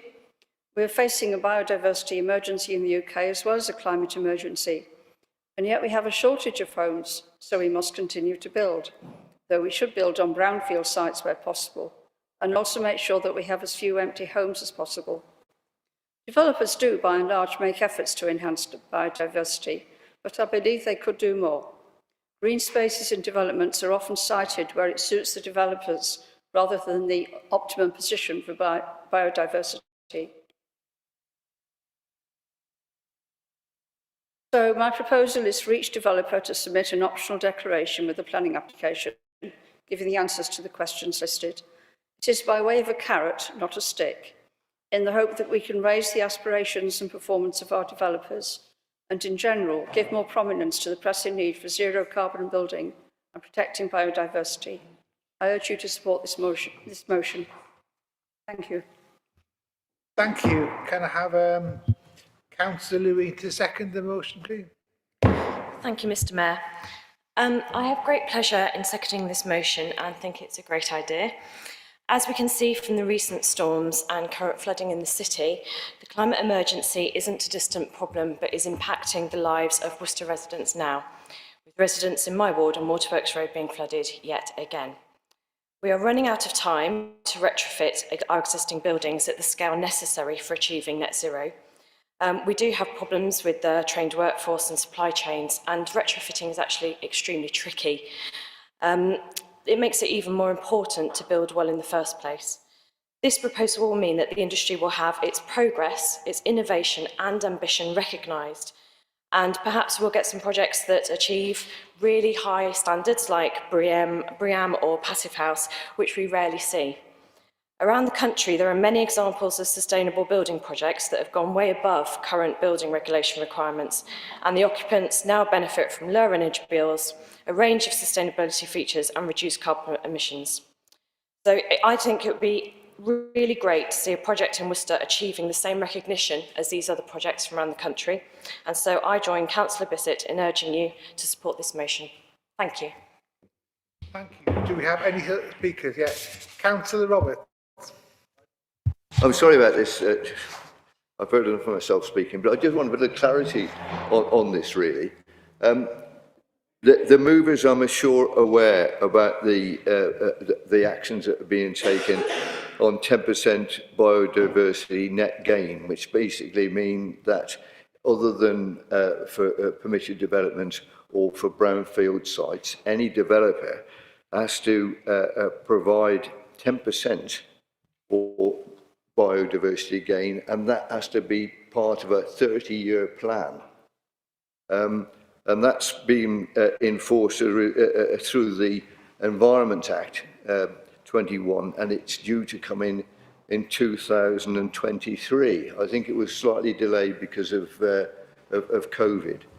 But what I don't understand is this motion saying that we in Worcester should introduce this before 2023? And if that's the case, we'll need to take advice if there's any mechanical way of doing that, which I don't think there is, to be frank. I think we're going to have to, as much as I would like to, I think we're going to have to wait till 2023.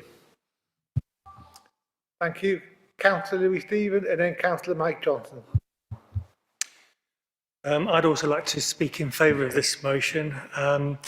Building regs are gradually been improving over many, many years. But it is a gradual process, and of course it is subject to a certain amount of lobbying from big developers, builders and so on.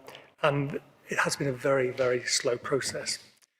As already said, we have declared a climate emergency, both in this council, but also the government centrally as well, for 2050. And this housing stock will be around well beyond 2050. Let's be very clear about what those commitments are. What we're saying is that we have to be climate neutral by 2050. To do that, we need to make sure housing is using as low amounts of carbon as possible. Now, while we're waiting for these government regulations and the building regulations to be improved, and gradually they will improve over the many years, this is a stopgap to basically recognise developers and builders who are doing more than the minimum standard. It is purely voluntary, and it allows them to get recognition for the good work that they put forward. And I think it's a very good way of supporting the best practice in our industries and to make sure that we recognise those and to provide them as exemplars for other people and other developers. So on that basis, I urge you to support this motion. Thank you. And Councillor Johnson next, please. Can you turn your microphone off, Councillor? Thank you, Mr. Mayor. You will not be surprised I stand before you as Chair of Planning and have a slightly different view. Whilst I recognise the intent of this proposed motion, the reality is, and the clue is in the title, Planning Committee is a regulatory committee. And I struggle to see how we can justify muddying the waters by saying, here you are, developer, put your application in. Oh, and by the way, alongside, can you put in further information about what you're doing about the climate emergency? Not that I've got a problem that that is a very valid question to ask, but not in the format and in the presence of a planning committee that has to make decisions that effectively are going to have to ignore all that information because it is not relevant to how we judge planning applications. So whilst well-intentioned, I fail to see that you could implement this and not be, at some point, taken to a tribunal saying, you must have been prejudiced because we didn't answer all the questions you asked in terms of this sustainability view of the world. Well-meaning, well-intentioned, but I don't believe it will pass muster. Thank you. Now call Mark Bayliss. Thank you, Mr. Mayor. I wondered if the developer, if the mover might be willing to withdraw this motion and on a commitment to work to try and find a way forward on this. I don't think as framed I can support it on the sense that I don't know if these are the right questions. Yeah, they're four good questions, not no problems with them. But there may be others, there may be a different way of asking them. And there's certainly the question that my colleague has just made about the legality of it running parallel to the planning process and not being seen as something that might be taken into account when it's not a material planning consideration at this point. So I wondered if you may want to press it to a vote, and that's totally your right to do so. But I wondered, Mr. Mayor, whether the mover might be willing to, I recognise that there is a genuine desire to do something on this, to try and improve our processes, to try and get developers to make a contribution. There are the other consequences, of course, because as a planning committee and as a system, we're trying to not just get the most ecologically friendly houses we can. We are, of course, trying to balance a whole host of other social policy objectives. We're trying to get the developer contributions towards infrastructure, schools, hospitals, social housing, and all the rest. And if you push one of these very hard, you risk having an unintended consequence on some of the others. So I just put that out there. I'd be willing to make an undertaking to try and work with you to try and find a way forward to do this in a sensible, the best way forward for Worcester. But obviously, if you wish to push it tonight, regrettably, I don't think I'll be able to support it. But I do understand what you're trying to do and do support those. Okay, I've got a hand from Councillor Agar and also from a councillor. Thank you, Mr. Mayor. I think, actually, I agree with the Leader of the Council on this one and with the Chair of the Planning Committee. I think we all feel pretty strongly that we should be doing more about the climate emergency, and it's time that we had a close look at it through our committee system to see what more we can and should be doing. There is a conflict, of course, here with the planning system as it exists.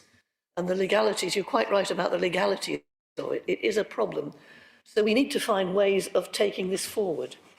So I would hope that we could do that, but I don't think the motion really addresses that in a way that we could do tonight.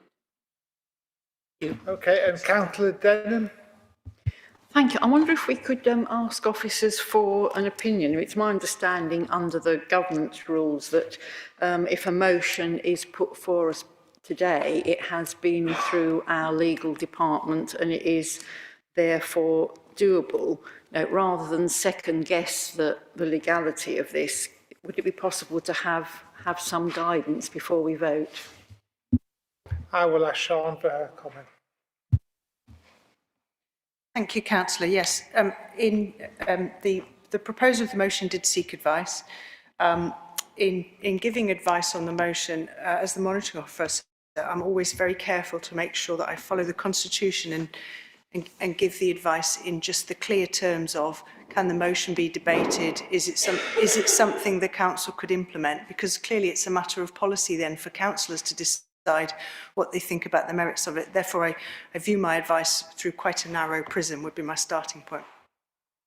Secondly, I would say that the proposer and I did work through the words around the planning application process and added in words separate to but alongside.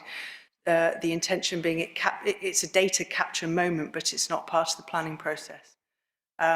So the merits of that is a matter for you to debate, and members have already commented on that, but there was an intervention there to make it clear that it wasn't part of the planning process. And separately, the only other comment I would make is that I don't believe that the motion is primarily intended at regulatory activity. It's intended at capturing information and promoting those who've delivered schemes that the council wants to reward and recognise. That the context that I read is that that's what the latter paragraphs are saying. It's a data capture exercise about where do you capture this information. Then it's about rewarding the developers. So in giving my advice, that's what I'd understood from it. But the merits of that and the issues that it might pose are very much a matter for you to debate. Thank you for that clarification. Councillor Mitchell. Thank you, Mr. Mayor. Thank you for that legal information as well, Sean. And it's not clear, I don't think. I'm not saying you're not clear. I'm saying the information. We're on quite dodgy ground here in the fact that if we introduce something like this that sits alongside National Planning Policy Framework, that doesn't really stack up. And then when you sit as a member of the planning committee, and as a former chair, I have some experience, you put grey areas in, and we would open ourselves up, I believe, on a number of if we start turning things down to appeal by the inspectorate, because we've got this thing that's outside national planning policy that we're looking to consider. Like the leader of the council, I do think the intent is good, but I think this, along with one of the other motions we've had today, just shows that rather than bringing something cold to full council for whatever reason, because it sounds good and people get a bit of PR out of it. Actually, if we do work a little bit more consultatively, I'm sure if this had been brought to PED, we could have moved forward and hopefully done something. The same for the other motion with standards. So we are wasting a lot of time in council meetings on motions to get headlines, as opposed to using the process of committee to bring something to the committee, to get it debated, get officers to go away and do the legwork on it, and then it comes through the committee, rather than dumping it on us at a full council meeting where we don't have the resource or the time to go and do that legal work we need to do. So again, I'm happy to support this if it comes through the committee process, because I think it's a good idea, but I can't support it here because I don't know whether I could be opening ourselves up to something that we will live to regret as a planning, because people won't be building houses here potentially, or we'll be losing on appeal because we've got a flawed system. So that's all I've got to say on the matter tonight. Thank you very much. Can I ask Councillor Bissett to sum this debate up, please? And also have you on. I'd just like to say thank you to everybody who's contributed to the discussion. And I'm very grateful for the offers of working together to see if we can carry this forward in some way. I think that there should be scope, as Sean has perhaps intimated, for kind of separating out this declaration from the planning process. And here is the motion. So I think I'd like to go ahead and put it to the council. But I hope that I can still take you up on offers of cooperation if it fails, and we need to find another way. Thank you. Okay, thank you for that. Claire, can we put this to the vote, please? Thank you, Mr. Mayor. All those voting for the motion, please raise your hand. All those voting against the motion? Any abstentions? The motion is lost. Thank you for that. We'll now move on to item 8, which is the Independent Remuneration Panel recommendation for members' allowances 2022-23. Hold on a second. Mr. Mayor, I just wanted to confirm for the record that councillors will be voting on their allowances, and consistent with previous years, I would just like to confirm for the record that members have a dispensation from the pecuniary interest regime in order to vote on allowances. Okay, thank you. So I'm going to, first of all, invite Councillor Bayliss to propose it. And we have 2 seconders, Councillor Stephen and Councillor Gregson, so that they'll be on hand for their speakers afterwards as well. Thank you, Mr. Mayor. I rise to propose the change in our members' allowances scheme as further to the report that's been done by the Independent Remuneration Panel. I've carefully considered the report and want to put on record my thanks to the panel for the work that they do tirelessly and without reward, financial reward that is, but they do have our gratitude, I'm sure, for the work they do in looking at members' allowances every year. I think on the basis of the current state of play in the economy and the situation in the the market. I think I'd like to propose that we increase our allowances by 2% this year. That is substantially less than that recommended by the independent remuneration panel, but I think it does continue to keep us in line with at least partially the cost of living increases that everybody is facing. So my proposal is 2% this year. Thank you for that. Seconder, please, from Councillor Gregson.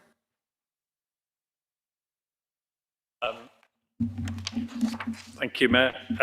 Yeah, I'm prepared to second formally. I'll take any reserve the right to speak if I need to. Thank you, and Councillor Stephen. Yes, I'd like to recommend voting positively for this proposal. The current consumer price index rate of inflation is running at 4.8%. 2% seems quite a modest increase. I think if we don't increase the members' allowances by something like the rate of inflation every year, then over time we will get into a situation where only rich people or retired people can become councillors. I think from a diversity point of view and an inclusion point of view, we need to be able to make sure that we have a reasonable level of remuneration. So on that basis, I would like to support this motion.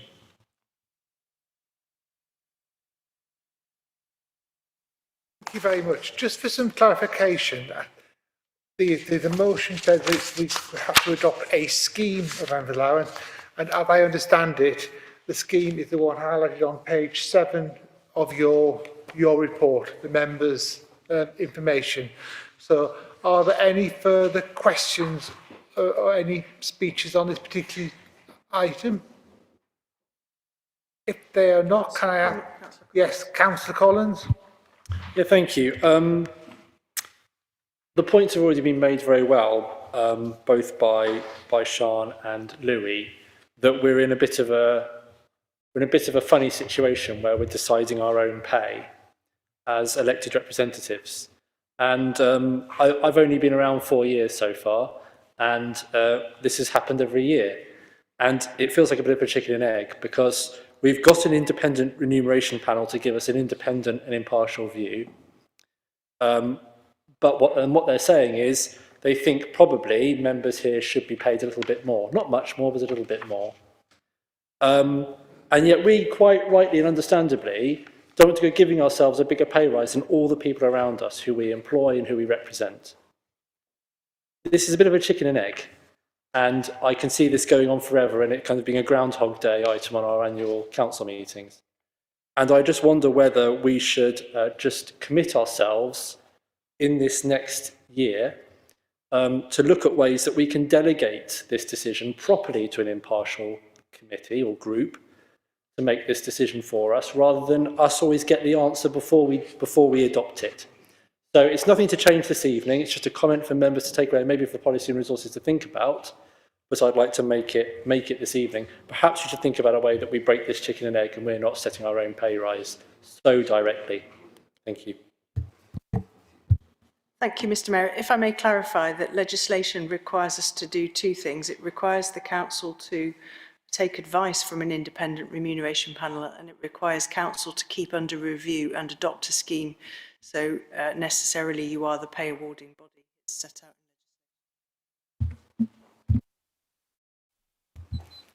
Thank you. Councillor Bayliss, do you want to summarise this? I think everything has been said, Mr. If not, can we please put this to the vote, Claire? Okay, thank you, Mr. Mayor. So those voting in favour of a scheme of members' allowances to be in place as from the 1st of April with a 2% increase, please raise your hand if you're voting for. Voting against?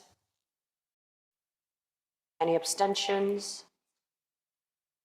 The motion is carried. Thank you. Okay, we're now going to move on to item 9 now, which is the report for from the relevant committees on matters which are referred to Council for decision.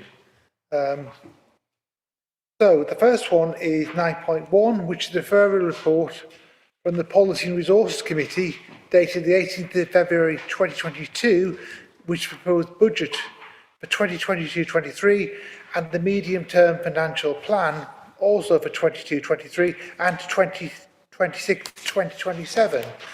So can I ask Councillor Bayliss to propose the motion? Thank you, Mr. Mayor.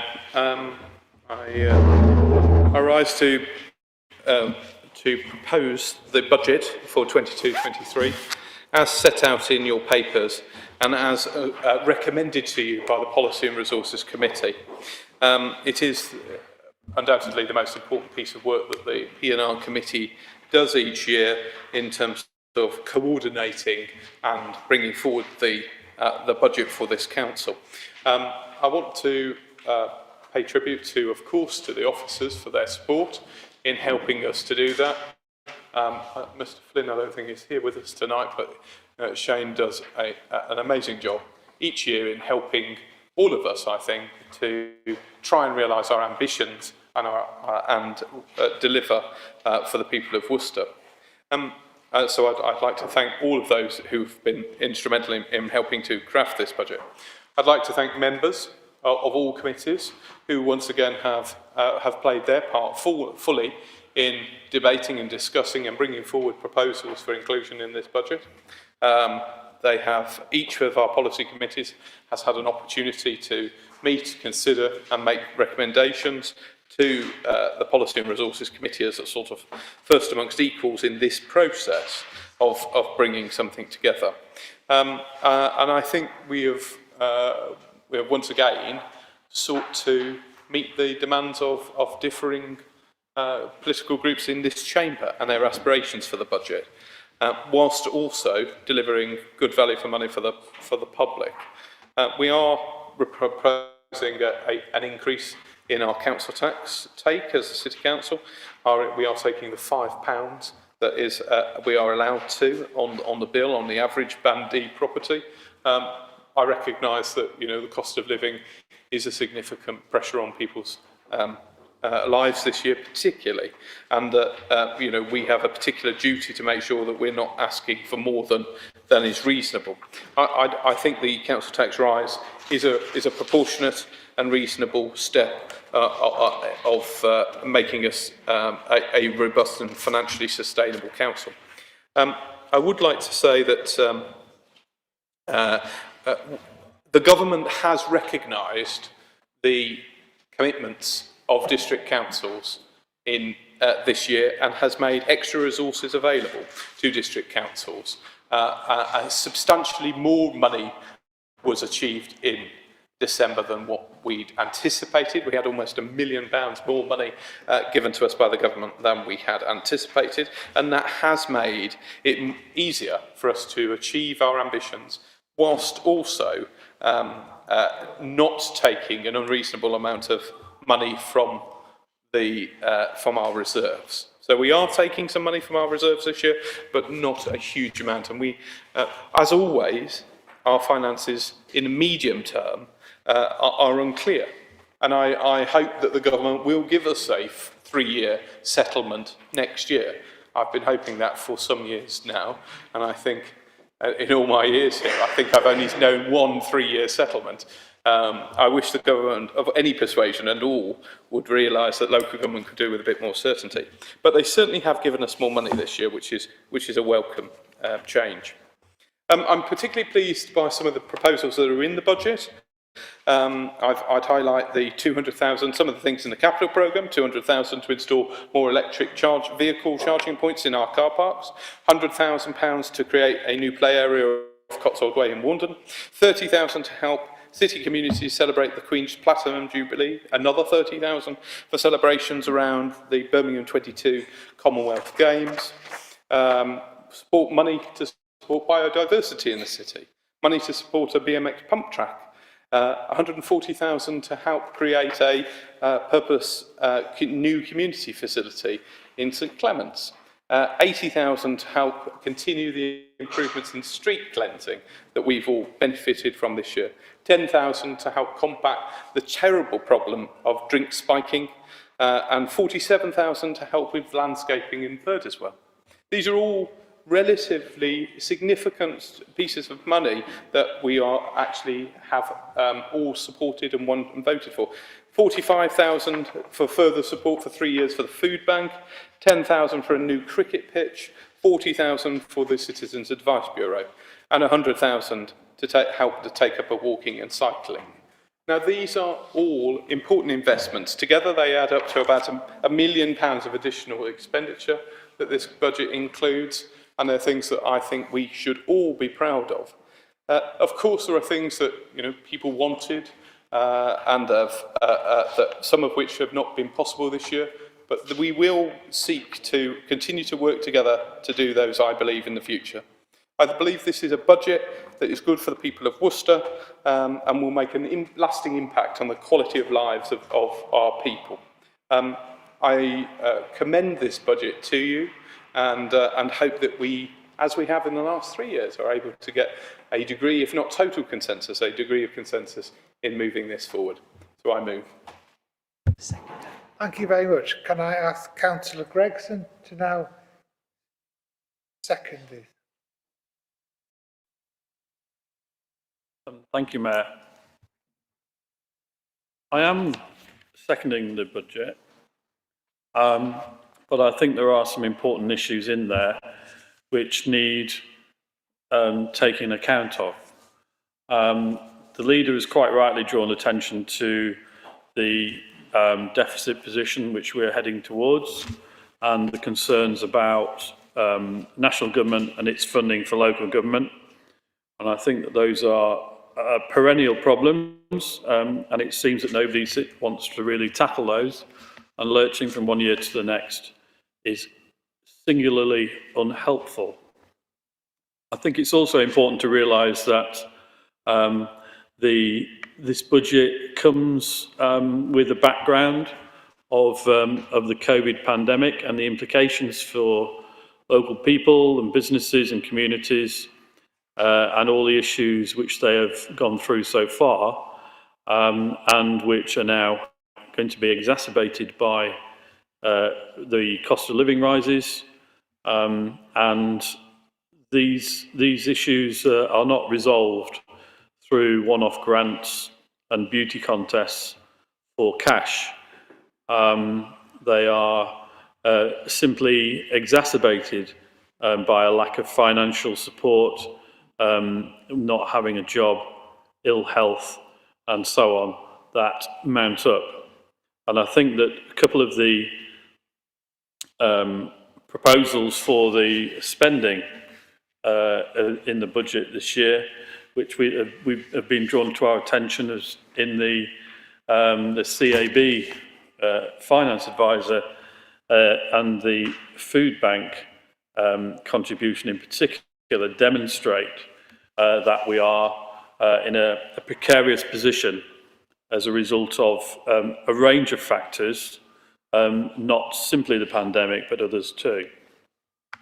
I think it's important that we just pay a brief nod to the pay policy and make it clear that this council treats its low-paid employees well, and that we are setting our targets on the Living Wage Foundation as the basis for council pay.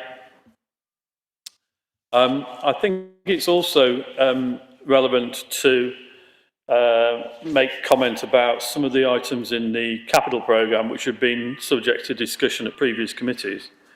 And I make no bones about the fact that I and several colleagues voted against elements of the capital programme in a previous committee, and the reasons for that are quite straightforward. There is a real need in this city for improvement to play areas and play equipment. There's a real need for recognised for contributing towards skate park facilities and BMX pump tracks.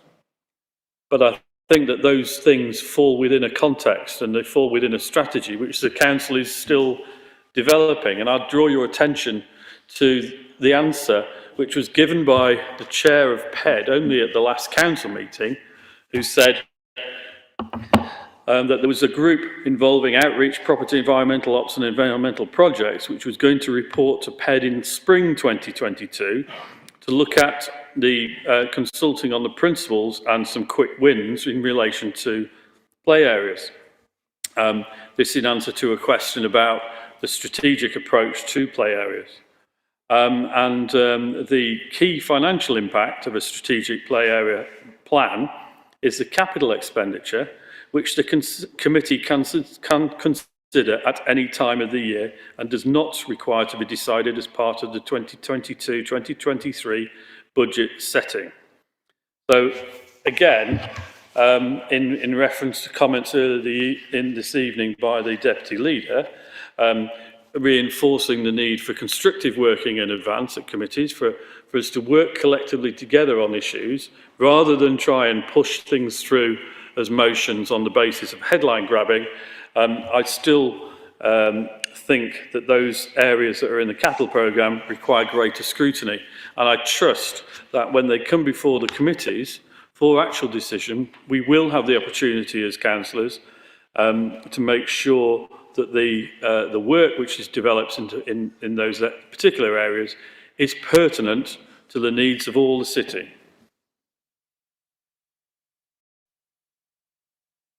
I think I've probably expired my time, because I can see from the corner of my eye Claire keeps waving at the Mayor.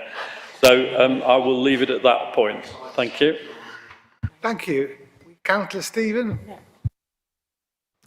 I formally second the motion and reserve my right to speak later. Thank you very much. Do we have any more speakers? I've got Councillor Stanley, Councillor Hodgson.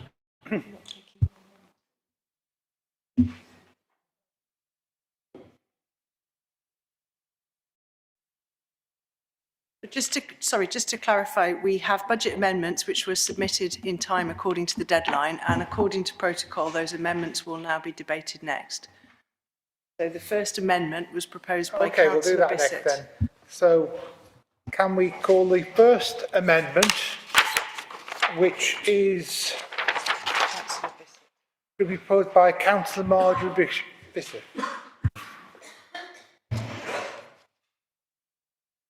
Thank you, Mayor. I'd like to propose that we spend 15k in this forthcoming year and hopefully in future years subsidising pest control. You have the details on your paper, so I'm not going to read it out. I think this is important because we have so many people in this city who are struggling to get by. And they simply can't afford it when they get pests in their home. They simply can't afford to pay for pest control. And my other concern is that very often a problem isn't related to one particular house. It's a whole run of houses. So even if that person did pay, the problem might not get solved. So I'd like to commend this amendment to you all. Thank you. Thank you. Have a seconder for this amendment? Thank you, Councillor Barnes. Any speakers on the amendment?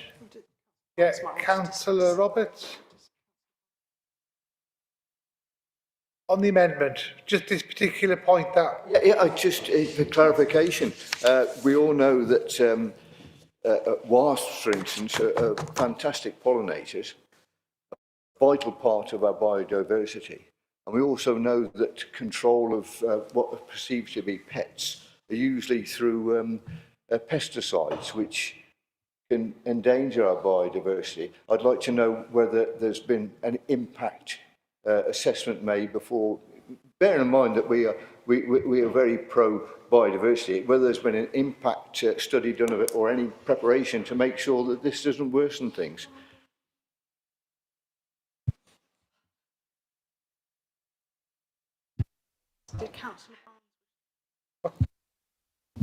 Sorry, Councillor Barnes, you seconded. Did you wish to speak? I did. Thank you. To be brief, I think this is an excellent way of reducing pests in the city. We pay a large amount every year for gull frustration, if you like, to try and keep our gulls under control, and yet we're doing nothing for a whole series of other pests. This is targeted at people who can least afford pest control, and it can work out very expensive. So I think we're doing it for gulls, and we're now actually doing it for the rest of the pests that inhabit our city. So I think it's only good news. Councillor Stafford. Thank you. And just before I speak, I just want to congratulate my former ward colleague, Councillor James Stanley, on getting married yesterday.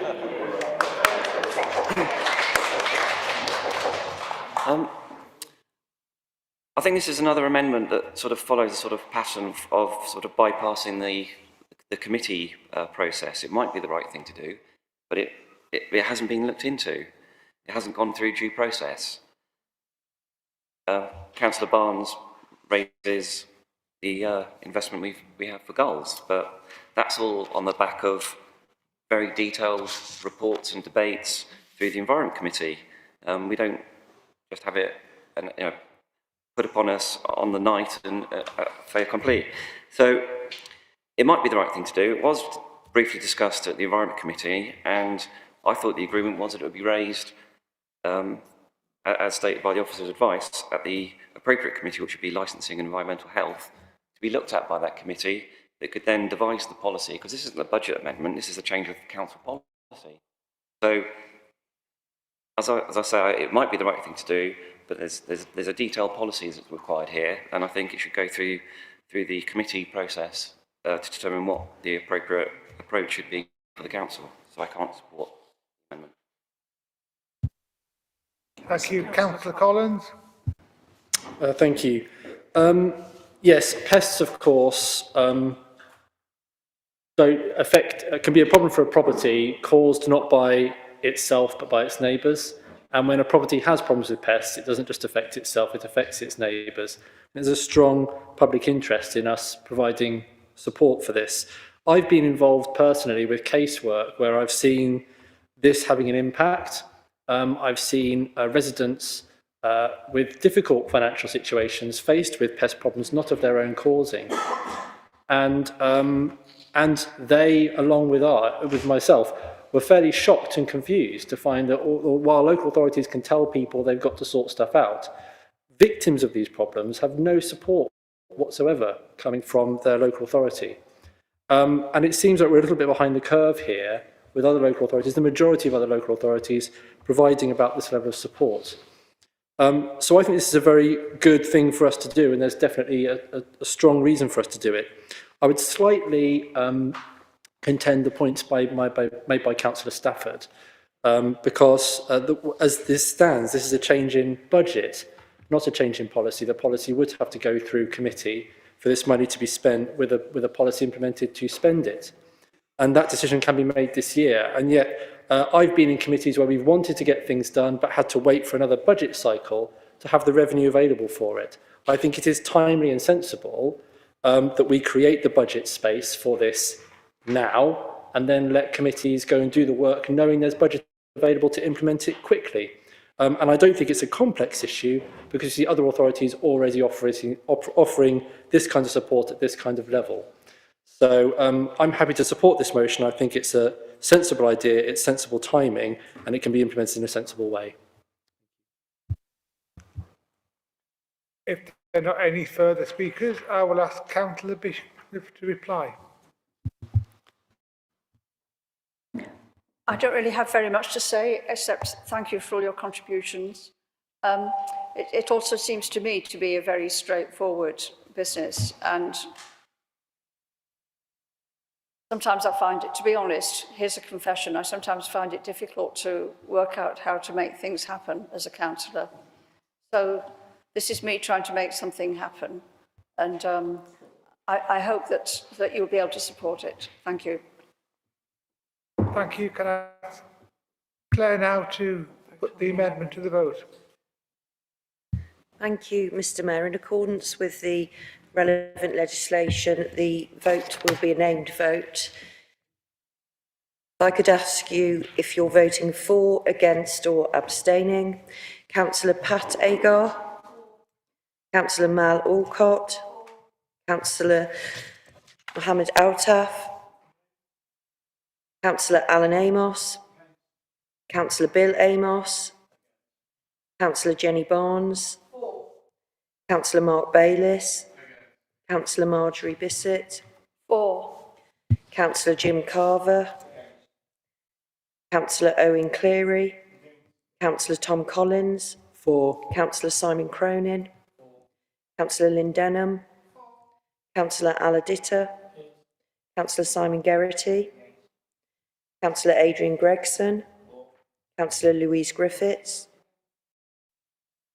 Councillor Nida Hassan, Councillor Lucy Hodgson, Councillor Stephen Hodgson, Against. Councillor Mike Johnson, Councillor Matt Lamb, Councillor Neil Lawrenson, Councillor Karen Lawrence, Councillor Karen Lewing, Councillor Steve McKay, Councillor Chris Mitchell, Councillor Robin Norfolk, Councillor Jabba Riaz, Councillor Andy Roberts, Councillor Andy Stafford, Councillor James Stanley, Councillor Louis Stephen, Councillor Richard Udall. Thank you. The motion is lost. Thank you very much. Can we now move to the second amendment, which is proposed by Councillor Lewin?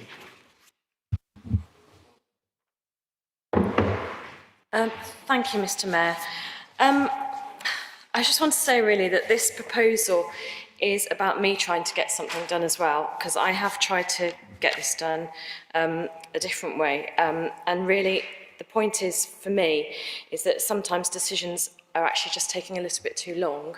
And I really would like the money in the budget so that at future meetings where we establish how many monitors that we need for the city, we can actually then afford to maintain them. So the point of it is that Worcester currently has diffusion tubes. We do not have something that can do real-time localised measurements. If you put this into context, particulate matter, we do not measure it, is a serious threat to human health and the environment. And actually, for many people, the biggest exposure to daily air pollution comes whilst they are driving their car. Air quality inside a car is significantly affected by heavy stop and start traffic, and over a course of a drive, particulate matter can accumulate in levels which are really unhealthy.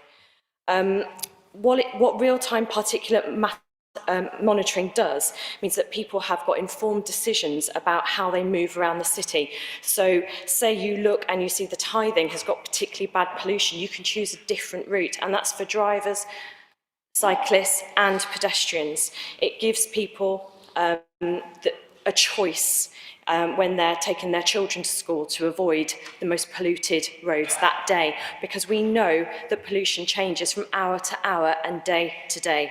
And at the moment, the diffusion tubes just do readings over a number of weeks. Air quality professionals therefore rely on modelling techniques to fill the gaps.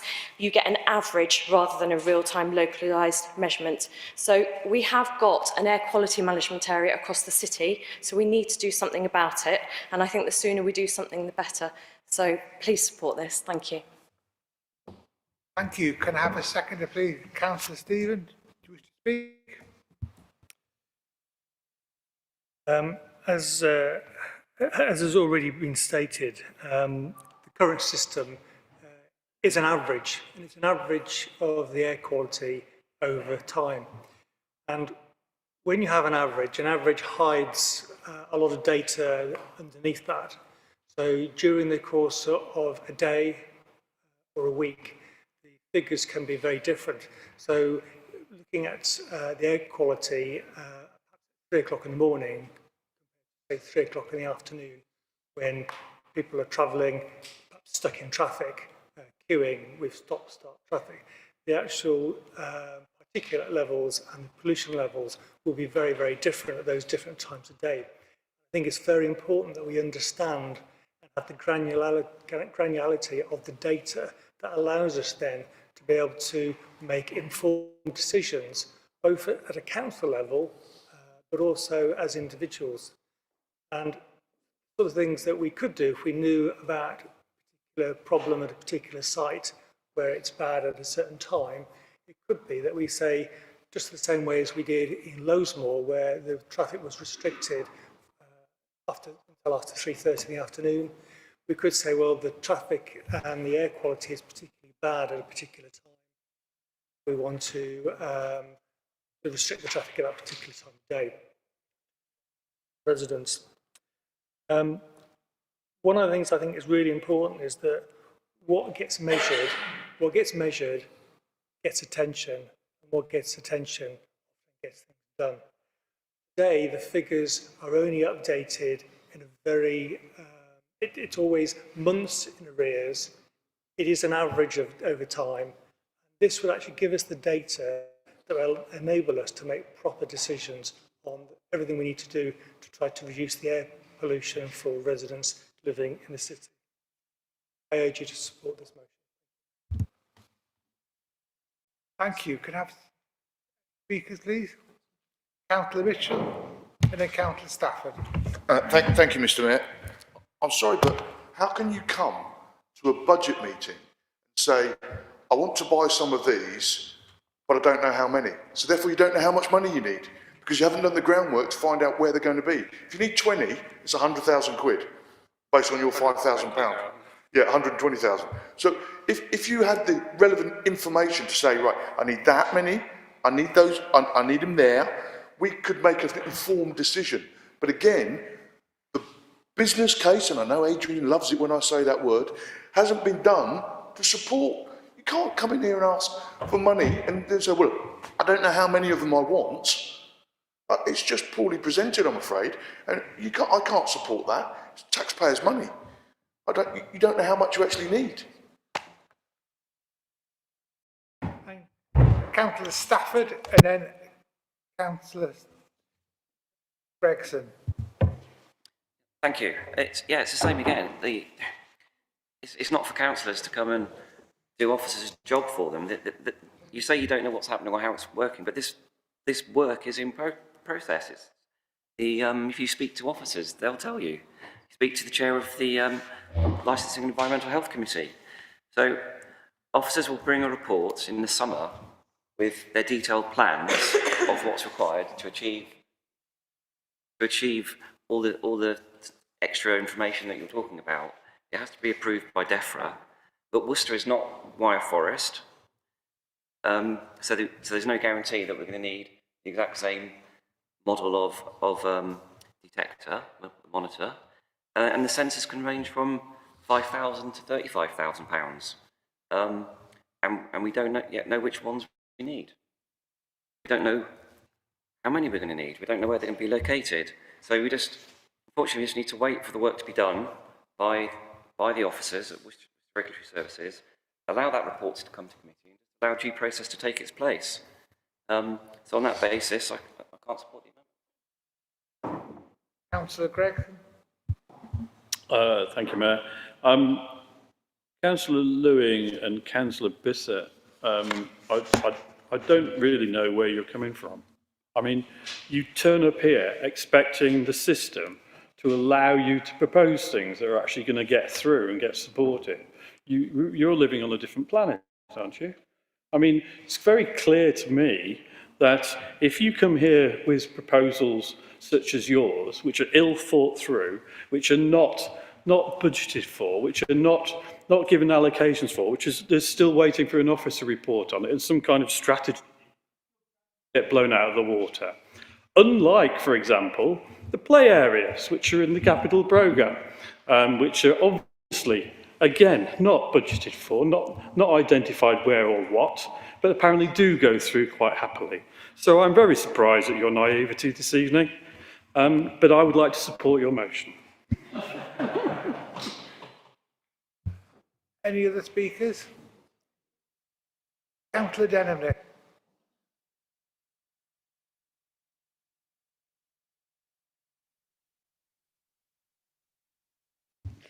Thank you. Whilst there hasn't been a huge amount of discussion or run up to this motion, I have a lot of sympathy with working out actually how to achieve things within the committee system and within this organisation and within the democratic limits of what we've got.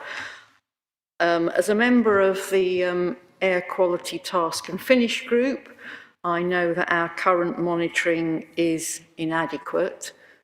During the pandemic and lockdown, the labs shut, and actually there is no data at all. The monitoring systems that we have is out of date. I also know, as the lead and being involved in many meetings around health and well-being, poor air quality is one of the top targets, one of the greatest concerns from public health for this city, for Worcester. And I think more accurate monitoring of air quality and real-time monitoring really would enable people to make choices, would enable us to have a much better understanding and could improve the public health of our population. I support the motion. Councillor Griffith, Louise Griffith. Thank you. I'm very much in favour of these sensors. However, I do think this came before us at Environment last month, and we spoke about it then, and it has to go through the Licensing and Environmental Health Committee. Worcestershire Regulatory Services are doing the work at the moment. I think it's a great idea. I think we should absolutely invest in some decent quality sensors. I used to have one outside my house, and it regularly measured very high levels of pollution. But as Councillor Mitchell has said, there is just no plan for how much money is required for this. And I think if there was an actual number, I'd be very much in favour of voting for this. But unfortunately, there isn't a number. There's just a number per unit. And it's not gone through the correct committee. And the work is in progress at the moment. So I think really if we can wait until that happens, then that makes more sense to me than having a sort of arbitrary figure in the air and sort of assuming that we can buy a certain number of them and they'll work. And Councillor Tom Collins. Thank you. Similarly to the point I made in the previous item, it is very, very hard to get anything to happen that's new and fresh in our committee system. That's not necessarily a criticism, but it is an observation, and I believe it's accurate. You can't get anything to happen unless it's in the budget, and you can't get it in the budget unless something's already happened. And this chicken and egg makes it extremely difficult to bring about any real change. Now, the cost, everyone says this is a poorly researched budget item. I don't think it is a poorly researched budget item. I think it's a reasonably well researched budget item for one coming in at the last minute and trying to facilitate change in the next year rather than waiting another year, because actually it's identified a specific unit that's already endorsed by the authority that does this work for us, and it's just asking for a maintenance and service agreement cost to be covered in a budget of a modest amount of 2k. Now, service and maintenance agreements normally are cheaper for multiple units than single units, so probably there's room under that 2k for a range of numbers of sensors to be bought and deployed as deemed fit by a committee, which would actually have to decide this for it to happen. So this is not unsensible. And if it happens to cost £1,200 a year for that service and maintenance agreement, I'm sure the council won't be throwing away that £800 of budget coverage just for kicks. So the risk is extremely low. However, I went to go and visit some students at Nunnery Wood Primary School last year, and they were very concerned about air quality. And I can speak from personal experience that they walk to school in a cloud of pollution from idling vehicles. And I don't think that's acceptable. And I don't think it's right that we're not going to get the evidence we need to then take proper action against it. And I'm quite horrified to discover that we're just using diffusion tubes, which is a sampling method, to measure and monitor air quality. That's something that's so transitory through the day and so synchronous then with people's exposure. So I don't think this is unreasonable at all. I think it's sensible. It creates room for us to bring about change in the coming year through the committee system, through the proper process, but it won't force us, when we decide to do something, to wait another year for the budget to appear. So I strongly endorse this because we all know how hard it is to get things done, and this is a chance for us to step up and serve our children and our commuters in this city the way they need to be served. Thank you. Councillor Patego. Thank you, Mr. Mayor. I'm right behind Councillor Collins on this one. We already know that particulates do a great deal of damage, not just to people's lungs, but also to their brains. And it's particularly true of children. And so I would suggest that if we were going to measure air quality in this way, we should start really near schools. The other thing I would say is that I was substituting for a colleague on the last Environment Committee. And the argument that was used to close down debate was, oh, this isn't in the budget. Now we're hearing that we can't actually discuss anything that's not been discussed in committee. This is a bit of a chicken and egg. I really do object to debates being closed down in committee because they're not in the budget and we're not allowed to discuss them, therefore. We need a system that actually allows us to discuss things, not constrain and close down things. So the previous amendment was, in fact, rather reasonable in those circumstances because that was something we were told we couldn't discuss that evening. I don't want to be told that again. Councillor Mark Bailey. Thank you, Mr. Mayor. I'm rising to defend the system, I suppose, the committee system, because I think these amendments could have come forward and should have come forward if they wanted them through the committee system. They would have bubbled through if they'd have had committee support.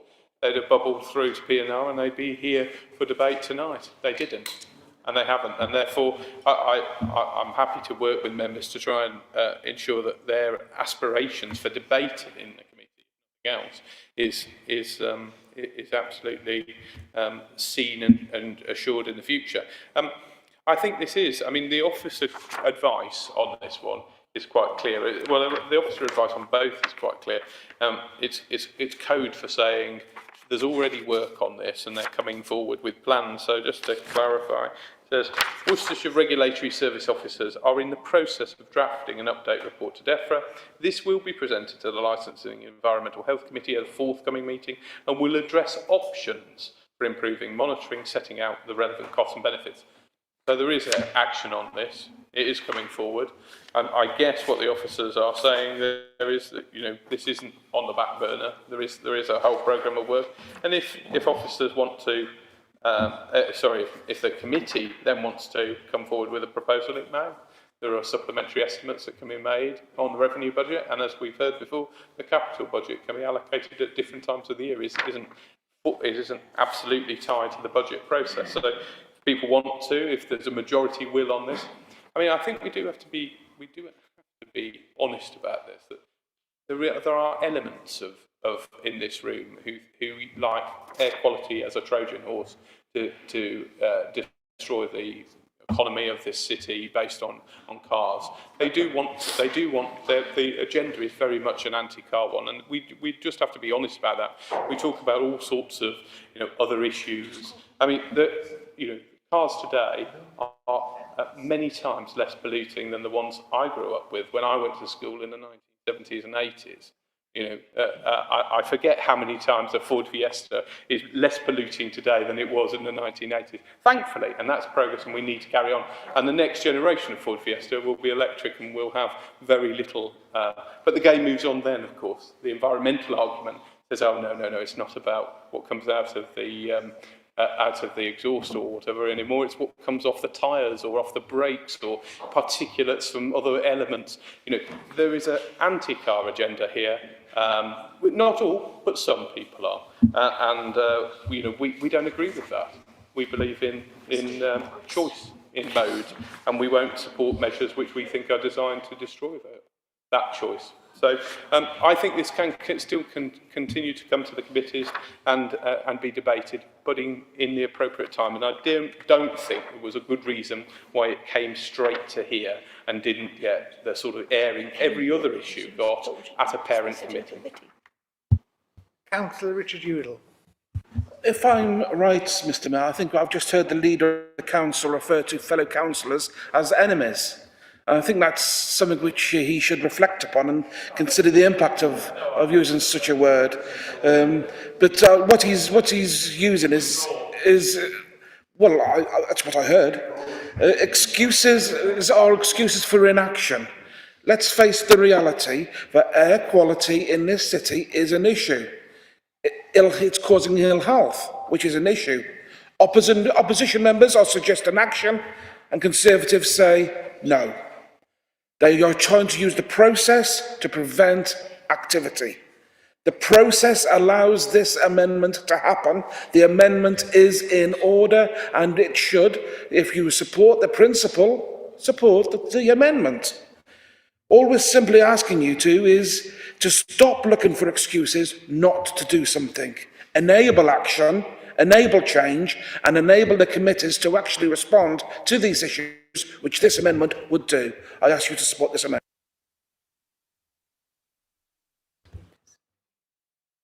Councillor. Yeah, I didn't have anything planned, but I think it's very silly to equate a concern with air pollution to being anti-car. I'd urge the Leader of the Council to reverse that comment. I think even the most passionate Tory voter would see that as an absurd statement. They are concerned about air quality. They're not anti-car. So it's a silly thing to equate one with the other. Okay, Councillor Bishop to sum up, please.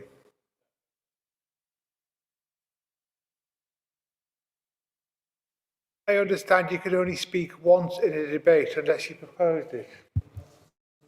May I do the summing up, please?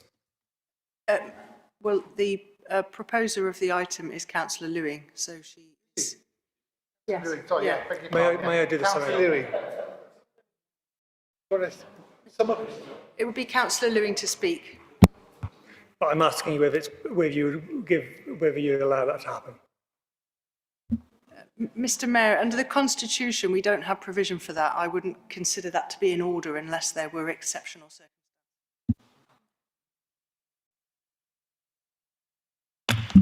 Mr Mayor, may I just add advice that obviously it is a matter of discretion whether the person wishes to speak after, so we can just note and vote if you prefer.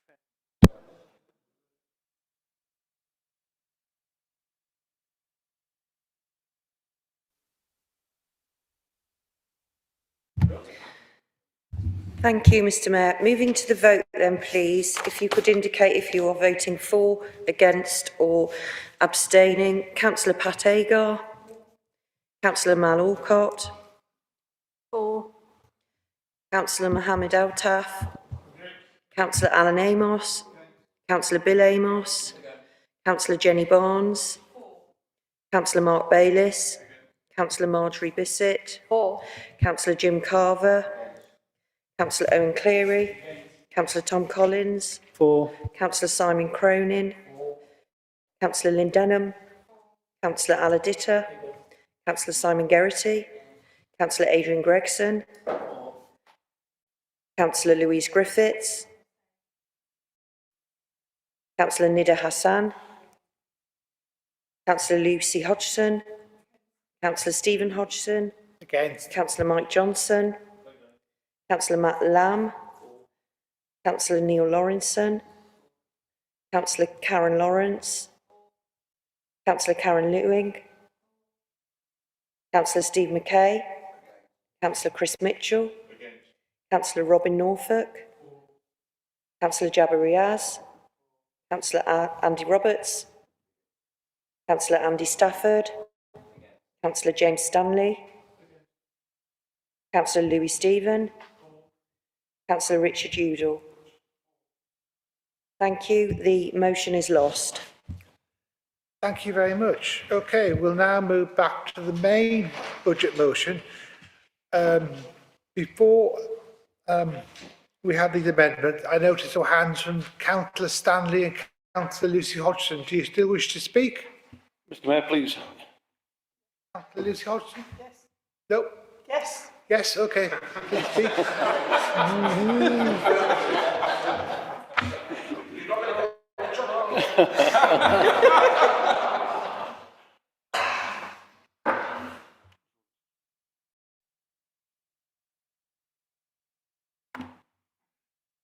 Mr. Mayor, thank you. Happy in the spirit of collaboration to bring forward an amendment to the wording of the proposal cricket pitch at Northwick Park, which has been, there's been some discussion about in recent days with officers. The amendment, I believe, was penned by the Vice Chair of the Communities Committee, Councillor Riaz, and the wording that is now proposed is this, that it is now proposed that the wording should include that the £10,000 earmarked for the proposal be retained, but the location of the pitch is subject to further consultation that shall begin in March. I'm delighted personally to commit again to the principle of a cricket pitch being available to all within the wider community. That said, it is important that local feeling is represented, and the consultation that is proposed will bring that to the fore. I'm grateful as ever for Councillor Riaz's support. Thank you very much. Do we have a seconder on that particular amendment? Councillor Ria, do you want to speak? Okay. If there's no comment on this, can we move this amendment to the vote? Thank you, Mr. Mayor. Those voting for or against or abstaining to the amendment, please. Councillor Pat Agar. Councillor Mal Alcott. Councillor Mohammed Altaf. Councillor Alan Amos. Councillor Bill Amos. Councillor Jenny Barnes. Councillor Mark Bayliss. Councillor Marjorie Bissett. Councillor Jim Carver. Councillor Owen Cleary. Councillor Tom Collins. Councillor Simon Cronin. Councillor Lynn Denham. Councillor Aladita. Councillor Simon Geraghty. Councillor Adrian Gregson. Councillor Louise Griffiths. Councillor Nida Hassan. Councillor Mrs Lucy Hodgson. Councillor Stephen Hodgson. Councillor Mike Johnson. Councillor Matt Lamb. Councillor Neil Lawrenson. Councillor Karen Lawrence. Councillor Karen Lewing. Councillor Steve McKay. Councillor Chris Mitchell. Councillor Robin Norfolk. Councillor Jabba Riaz. Councillor Andy Roberts. Councillor Andy Stafford. Councillor James Stanley. Councillor Louis Stephen. And Councillor Richard Udall. Thank you. The motion is carried. Okay, so we now have a substantive motion now. Speakers on the substantive motion. Councillor Lucy Hodgson, do you wish to speak? You don't have to. Great. Any other speakers? Councillor Louis Stephen. On the capital programme, I noticed there's some very good provisioning in the forward plan over the next 5 years for operational vehicle replacement, and it's very welcome to see that. I've got a question and a point really about the capital programme for CCTV. I don't see a line in that in the budget item. I'm not proposing that we change anything tonight, but I'm just wondering whether we could note it in the minutes that we have some provision for at least planning for CCTV replacement at some point in the future. Consider it at least. Yeah, we noted that. Councillor Denham. Thank you. I presume we're now looking at the whole budget with the variety of amendments that have been passed, have been lost. There's a lot of detail. We are shortly going to be voting individually on the scope of the recommendations for 9A. I have some concerns about what we're voting on. I mean, it seems to me we have here the Johnsonian approach to public finance about having one's cake and eating it. It's a lovely shopping list, a lovely wish list of things that we might want to achieve, some more happy about than others. It does seem to me that the Conservative group are actually looking to max out the credit card. It's a sort of loan shark approach to having what you want, and with risks about increasing interest rates in the future, risks around unexpected things which might befall us. We are voting for a balanced budget for the forthcoming financial year, but then looking at a gap of over 2 million the following year, rising to potentially 3.5 million. I'm concerned about the prudence of that. I'm concerned about the geographical balance of what is here before us. We've accepted an amendment around not defining the location of a cricket pitch, and yet there are other proposals whose geography is currently defined. The whole city will be facing an increase in council tax. I'm not certain that this budget is going to deliver fairness across the city. It will deliver some things that some of us want in some places, but it is a hostage to fortune for the future to some extent. Thank you for that. Councillor Lucy Hodgson. Thank you. I'd like to just speak very, very briefly about some good news. The fact that we've gained an extra £20,000 for funding for the Queen's Platinum Jubilee, on top of the 10,000 already allocated, and that is to be participation in the big Jubilee lunch, funding to be allocated to encourage street parties to take place during the Jubilee period, a small grant scheme, and also street decorations and activities across the city to highlight the special occasion. We've also allocated £50,000 in respect to the cultural strategy, and that's in advance of the anticipated report.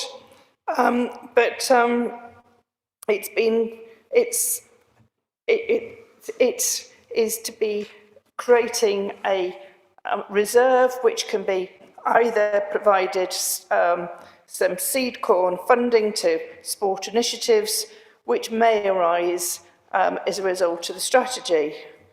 And certainly the members on the Conservative side put forward a number of projects to PED, and they were passed. So they are part of the budget.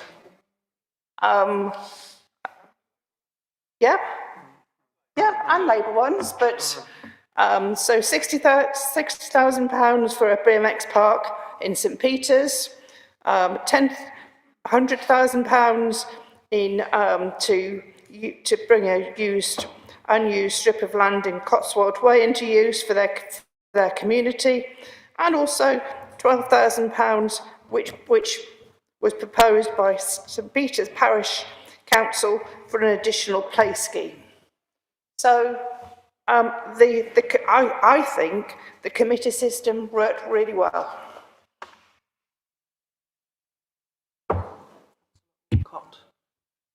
Next speaker, who's there? Owen? Councillor Cleary?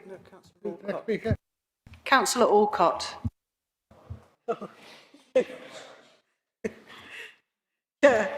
Thank you. Yeah, just briefly, obviously, again, it's very difficult to plan in the long term because of national government policy, which does need to be addressed much more seriously in the future. And I would like to say thank you for the small amendment to remove the sort of influence of Northwick Park for claims, because briefly prior to this, myself, Councillors Lawrence and Councillor Stafford were unaware of the plans to put this into Northwick Park, which is actually Northwick Lodge. So we will look forward to full consultation supporting the cricket pitch, but in an appropriate location, which kind of brings me round to, obviously, I think it's always good to have a strategy and consult, which is why I've said, I don't think we should necessarily have a cricket area in a particular part of Claines, because we need to look at the bigger picture. And I think that goes the same with the play equipment strategy. I appreciate it's been approved by PED, but I think we do need to look at things across the city, because a lot of capital programmes do have a borrowing cost, and with reserves and no long-term guarantee of funding from the government, we do need to take care. And it is easy to say, here's our capital spend, isn't this great? But it does come at a price. There is a cost of borrowing for capital. I wanted to highlight that. Thank you. If there are no other speakers, I'll get Councillor Stafford.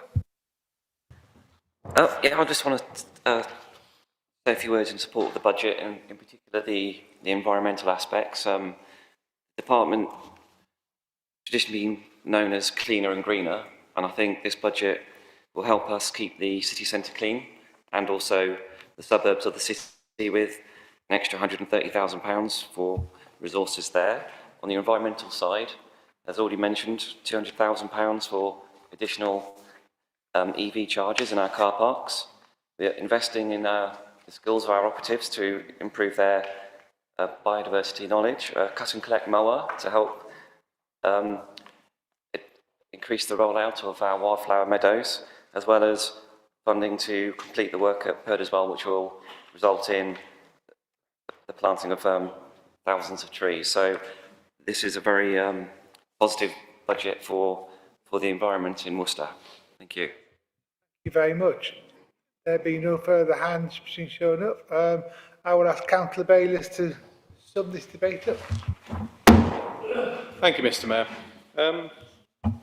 I'll come back to what I was going to say in summation in a minute, but to be accused of financial imprudence by somebody who was a Corbyn candidate is just amazing. I mean, the bare face of it, to be perfectly honest. I mean, we all know that, there was zero economic credibility in the platform put forward in 2019, and Keir Starmer will tell you now. I mean, even my dear old friend Mike Foster recently said, Worcester is once again in play for Parliament. The break with the Corbyn leadership has seen our position improve. To finish off the job, we also need a break with any Corbyn candidate. Otherwise, we create a rod for our own backs. Well, I wonder which Corbyn candidate he was talking about. She wants to break from the past. So this is not a Johnsonian, spend now, think about it tomorrow budget. This is a good budget for this city, which uses a modest amount of our reserves this year to keep to bring the budget into balance. We've got more money in reserves this year than we have ever had in my experience in Worcester City Council.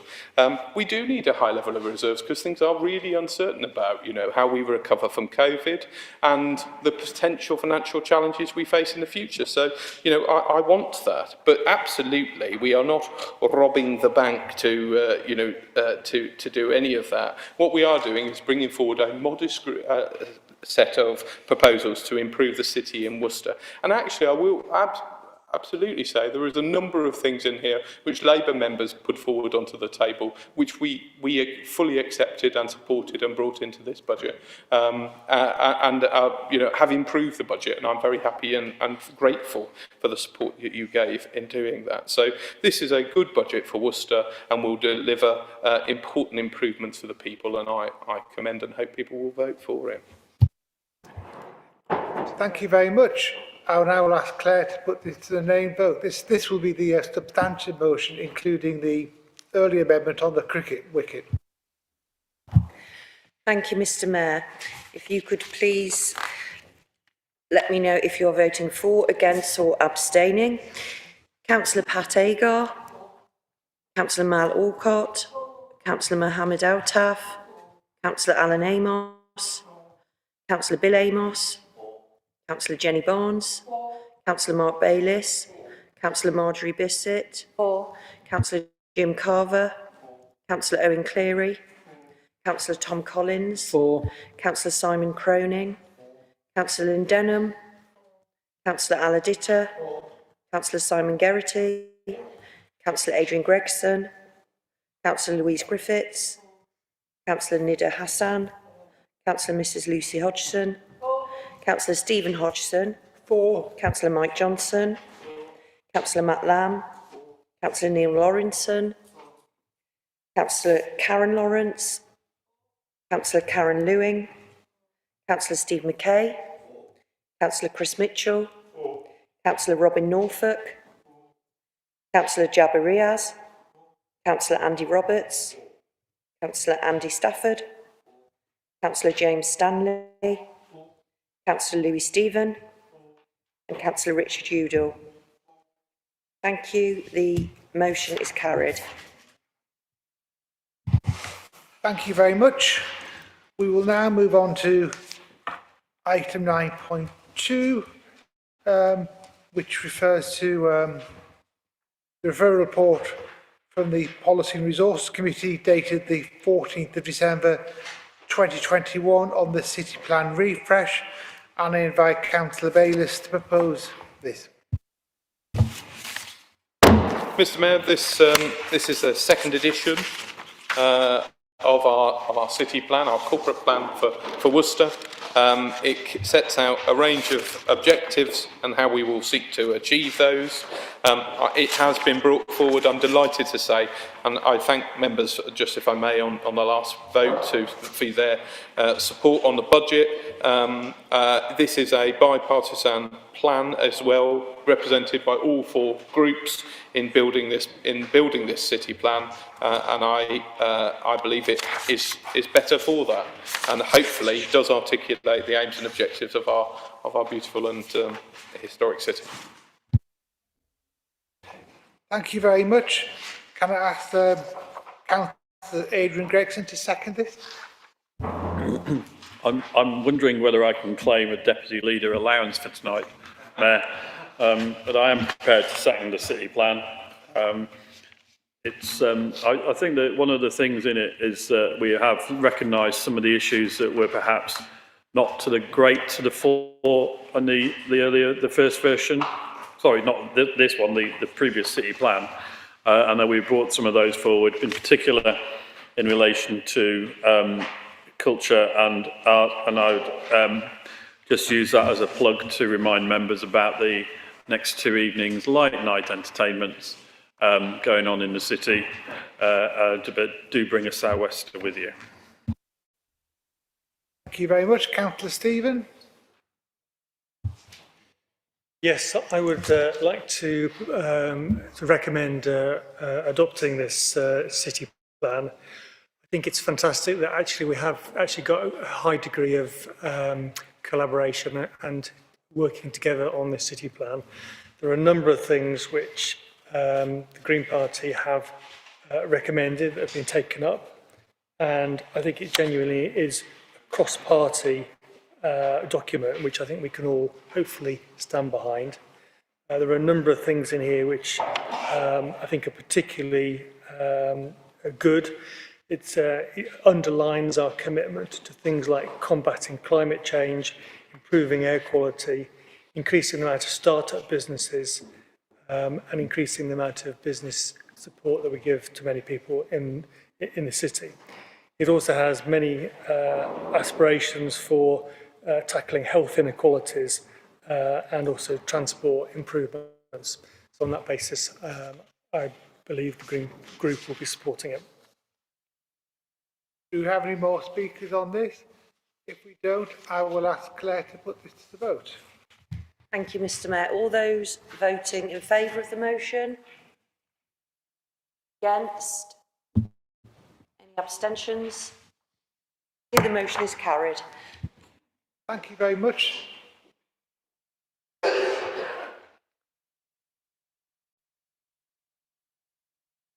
I'm going to carry on with the debate. I have people leaving for comfort breaks, but I think because these have got such cross-chamber support, I think we'll work through the agenda.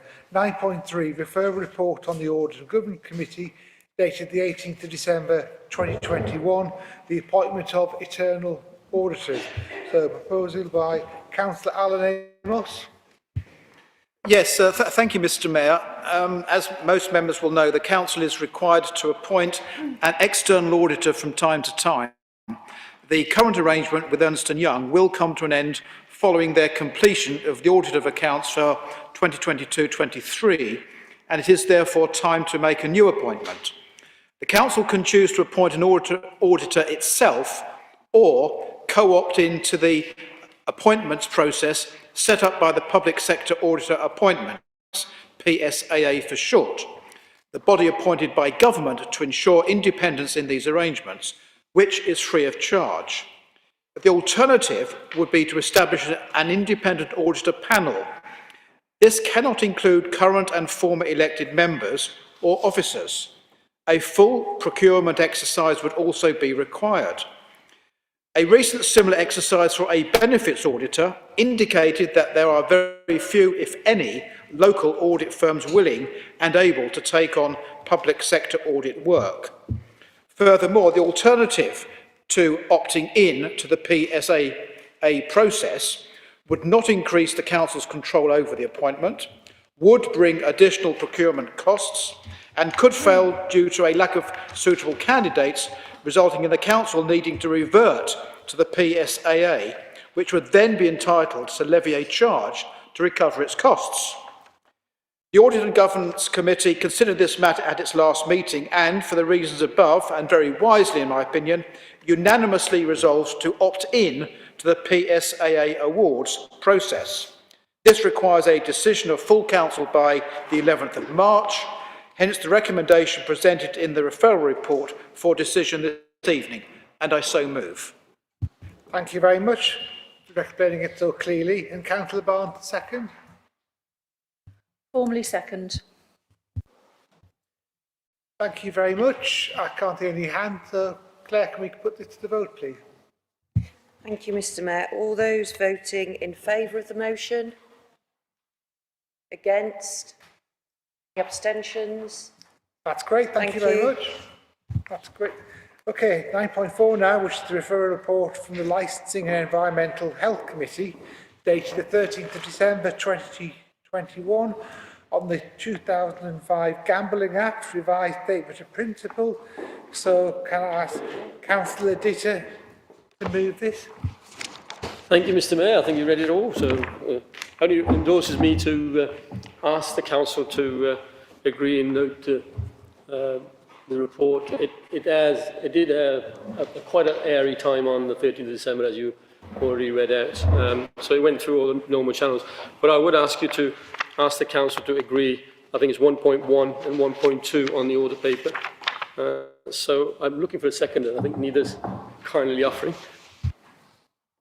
I'll second very much. Nida, second it. I'll second the motion. Thank you very much.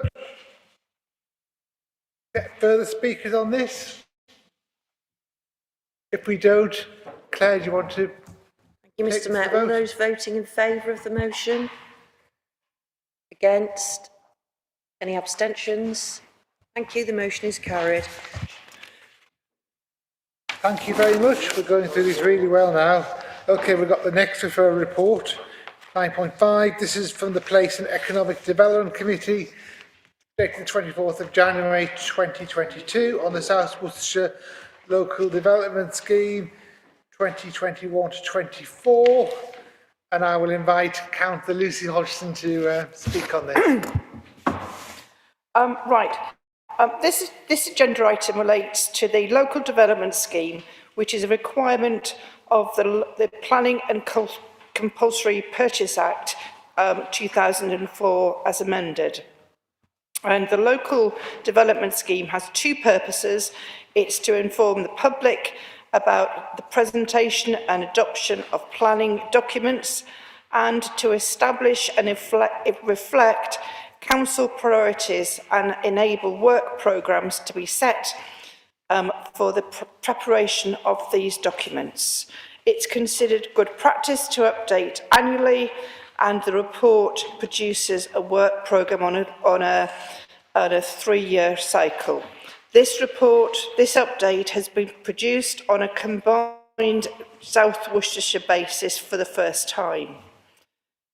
So the SWDP review timetable update, the most recent local development scheme for the South Worcestershire councils was adopted in October 2021, principally to reflect the timetable implications arising from a further national lockdown in 2021 and delays to the production of key evidence-based updates relating to the infrastructure and viability relating to the South Worcestershire Development Plan review.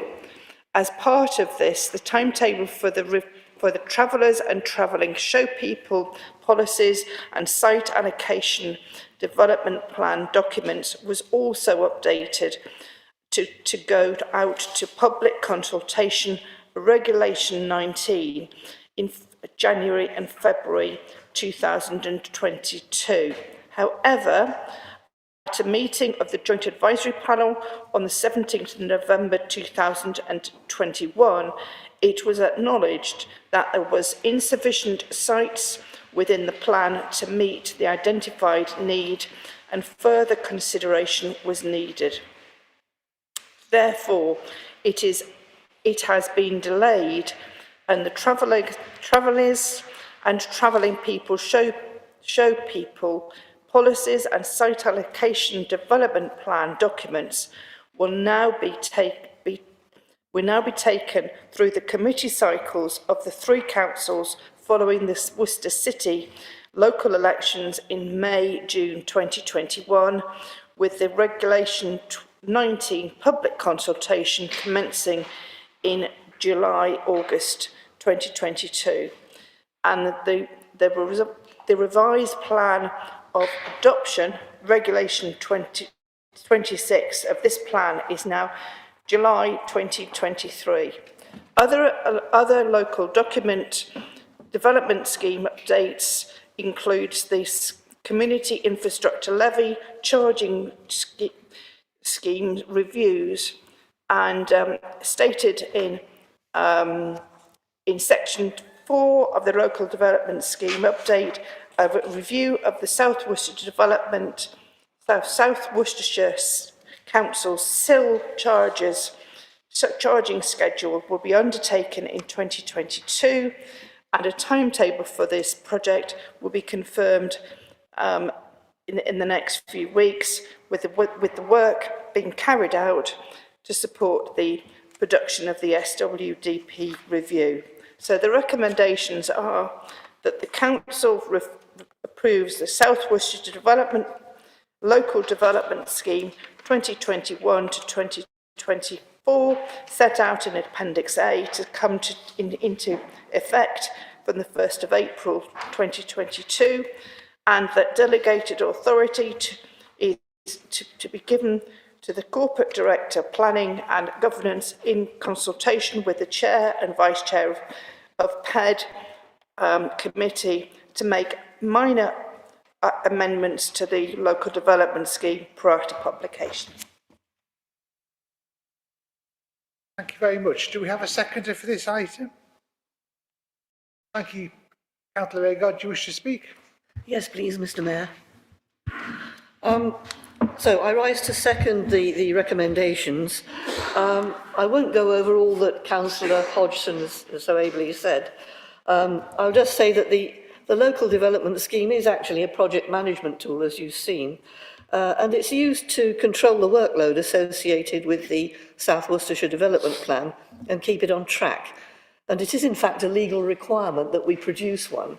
We review it annually because there's always the unexpected, and recently we've had the most unexpected thing of all, a pandemic. So there has been slippage on certain items. I mean, one was transport. Nobody could get out there and find out what was going on. Transport was not normal.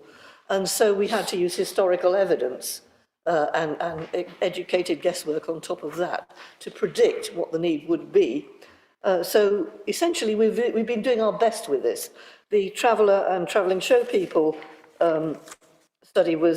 policy study was a bit delayed as well. We had trouble finding enough sites, and we're still working on that to some extent.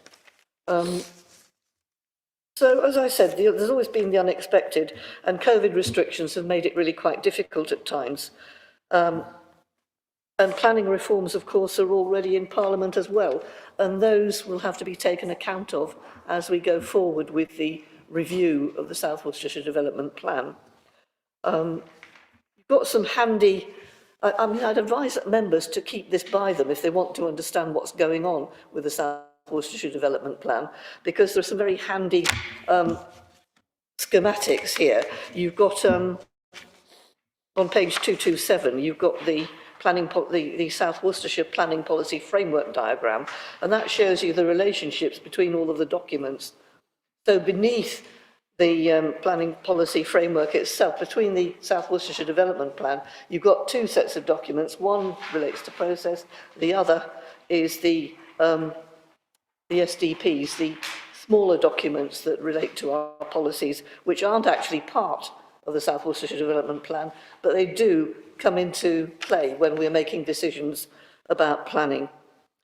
So other than that, on page 232 is particularly useful because there you have the scheme colour-coded. So you can get at a glance what's happening and when. And I would really recommend to members to engage in the consultation in July that we've got going forward, and you'll see that on the scheme. Thank you. Please support this. Thank you very much. Any other speakers on this item? If not, I'll ask Claire to move the vote.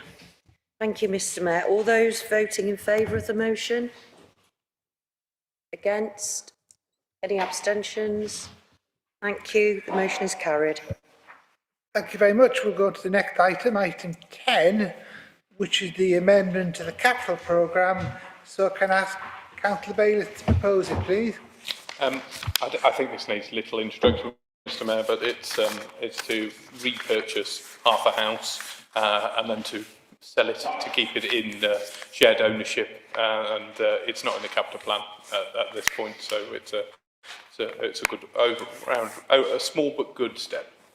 Okay, Councillor Gregson, do you wish to second it? Formally, Mayor. Yeah. Councillor Stephen. And I will now say the catchphrase for the night. I'll hand the vote over to Claire. Oh, hold on a minute, Councillor Denham.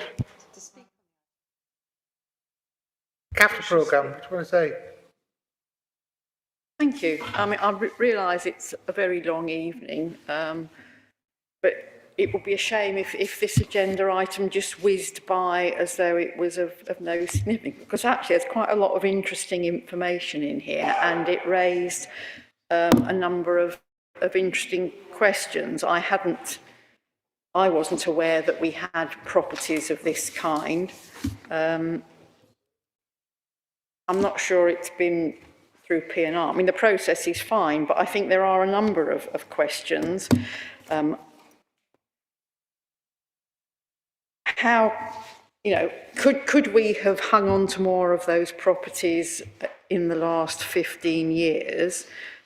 Do we actually have the money and the process for the rest of such properties? So this is a modest amount of money for a single property, but it's very clear within this document that, and as we all know, that we have a shortage of low-cost housing in the city, that we have difficulty accessing housing due to the shortage of accessible properties, and it's a very significant social, environmental and economic implications out of it.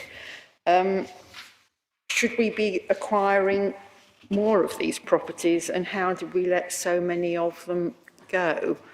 I wonder whether we could actually, signing off this amount of money this evening is fine, but I think, there are a number of questions, and can we look at the process within committee? I mean, should it have come through committee system? Gosh, that would be interesting, wouldn't it? Which committee does it belong to? Is it part of communities and housing? Councillor Bowles, do you want to add anything?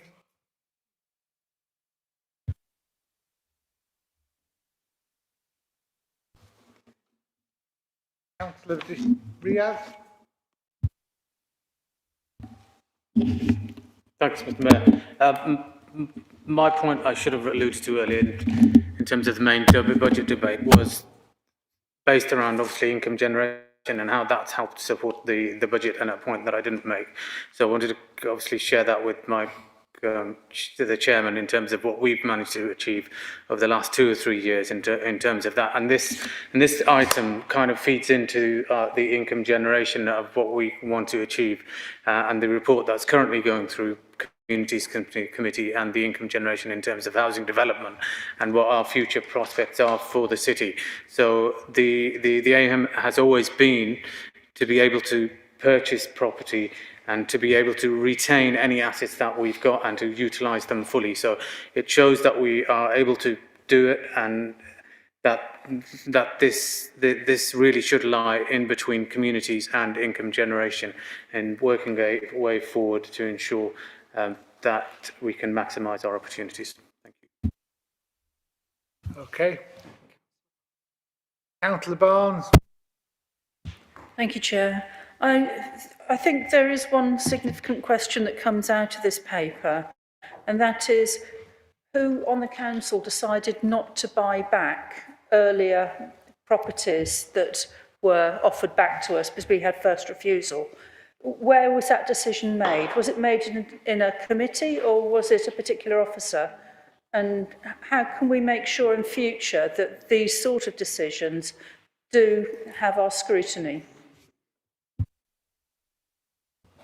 Okay, Councillor Bayliss, I think.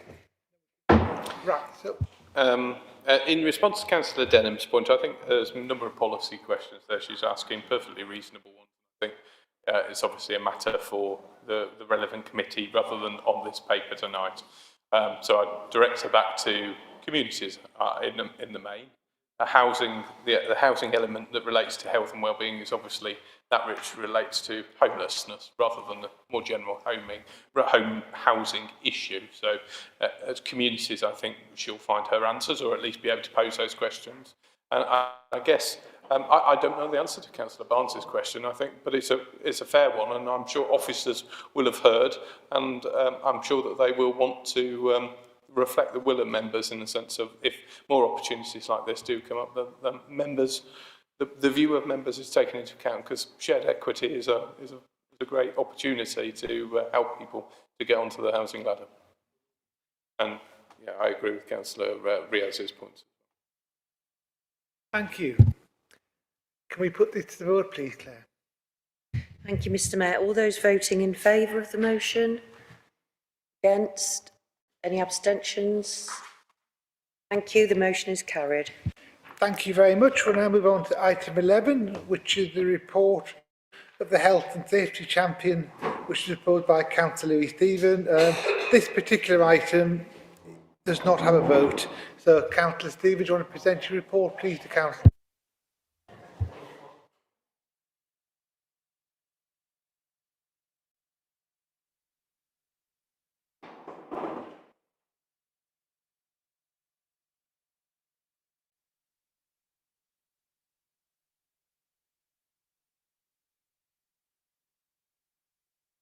Thank you. So this is the second Members' Champion report, and I won't go through this word for word, and as you can imagine, this is quite late in the evening. I'm just going to quickly canter through some of the main points, though, very, very briefly.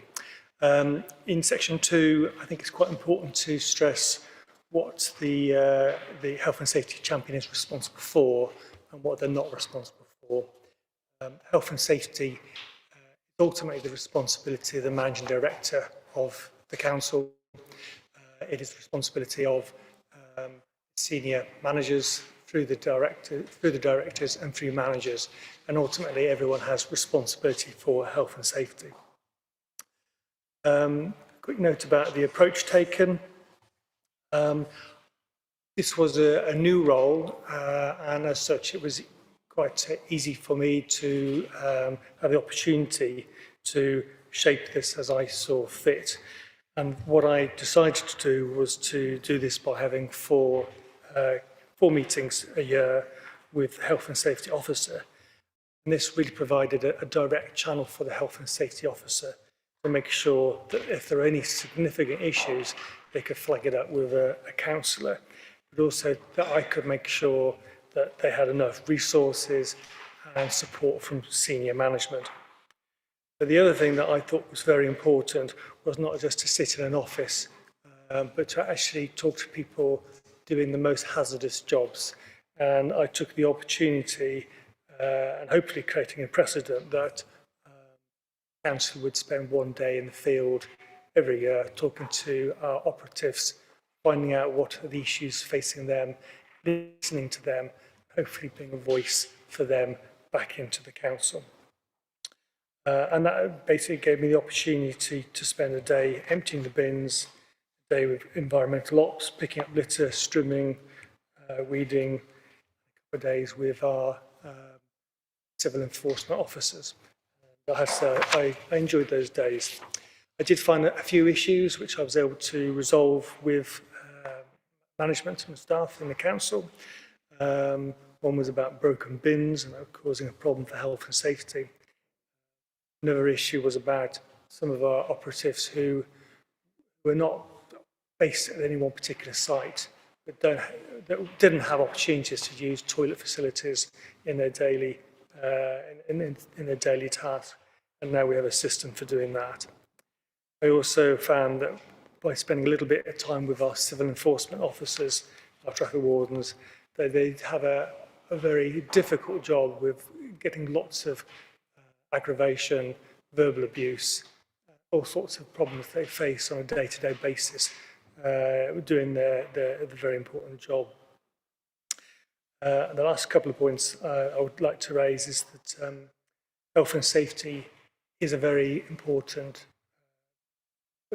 topic, and I think, like with any sort of world-class manufacturing company, they would see health and safety as being a vital part of a good management system, as it does add value to the organisation in terms of improving morale, the retention, substance, and really not playing lip service, but actually really getting safety. Very important. The last thing I'm going to say is that health and safety culture, in my opinion, is generally very good in the council. And I have one improvement that I'm going to be working with the managing director through the health and safety officers, hopefully with the leader of the council, to set health and safety targets through the managing director in the annual appraisal, starting with our chief executive, David Blake, and hopefully that will cascade through the rest of the organisation. So thank you very much for that, and good night.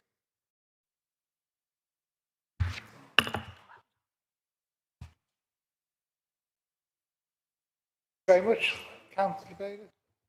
Thank you, Mr. Mayor. Could I thank on my behalf, if nobody else, Councillor Stephen for the work he's done as Health and Safety Champion. I think he's provided us with an excellent report here into his activities, it's not a glamorous role, but it is one that's really important. I wanted to thank him for that, for what he's doing there. I also just wondered whether he thought in the next year, if he was carrying on with this, is he going to be looking at the sort of health and safety impact on service providers, as well as maybe the sort of internal workings on for staff in terms of health and safety, but the sort of health and safety impacts of what we're delivering, whether he feels there's anything else we need to do to help him to deliver that role?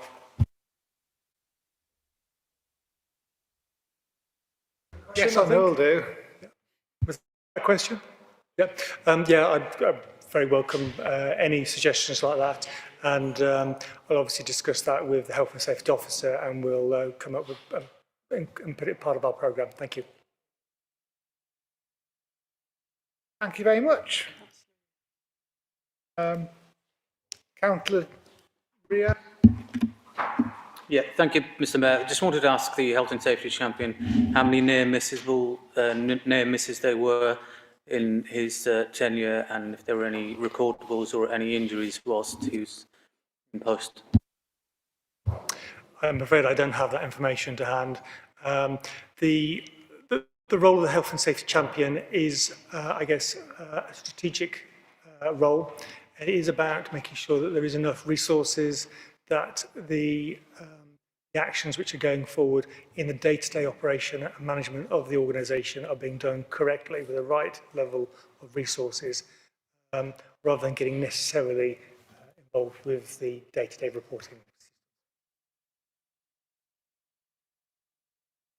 No further questions. Thank you very much for that good report.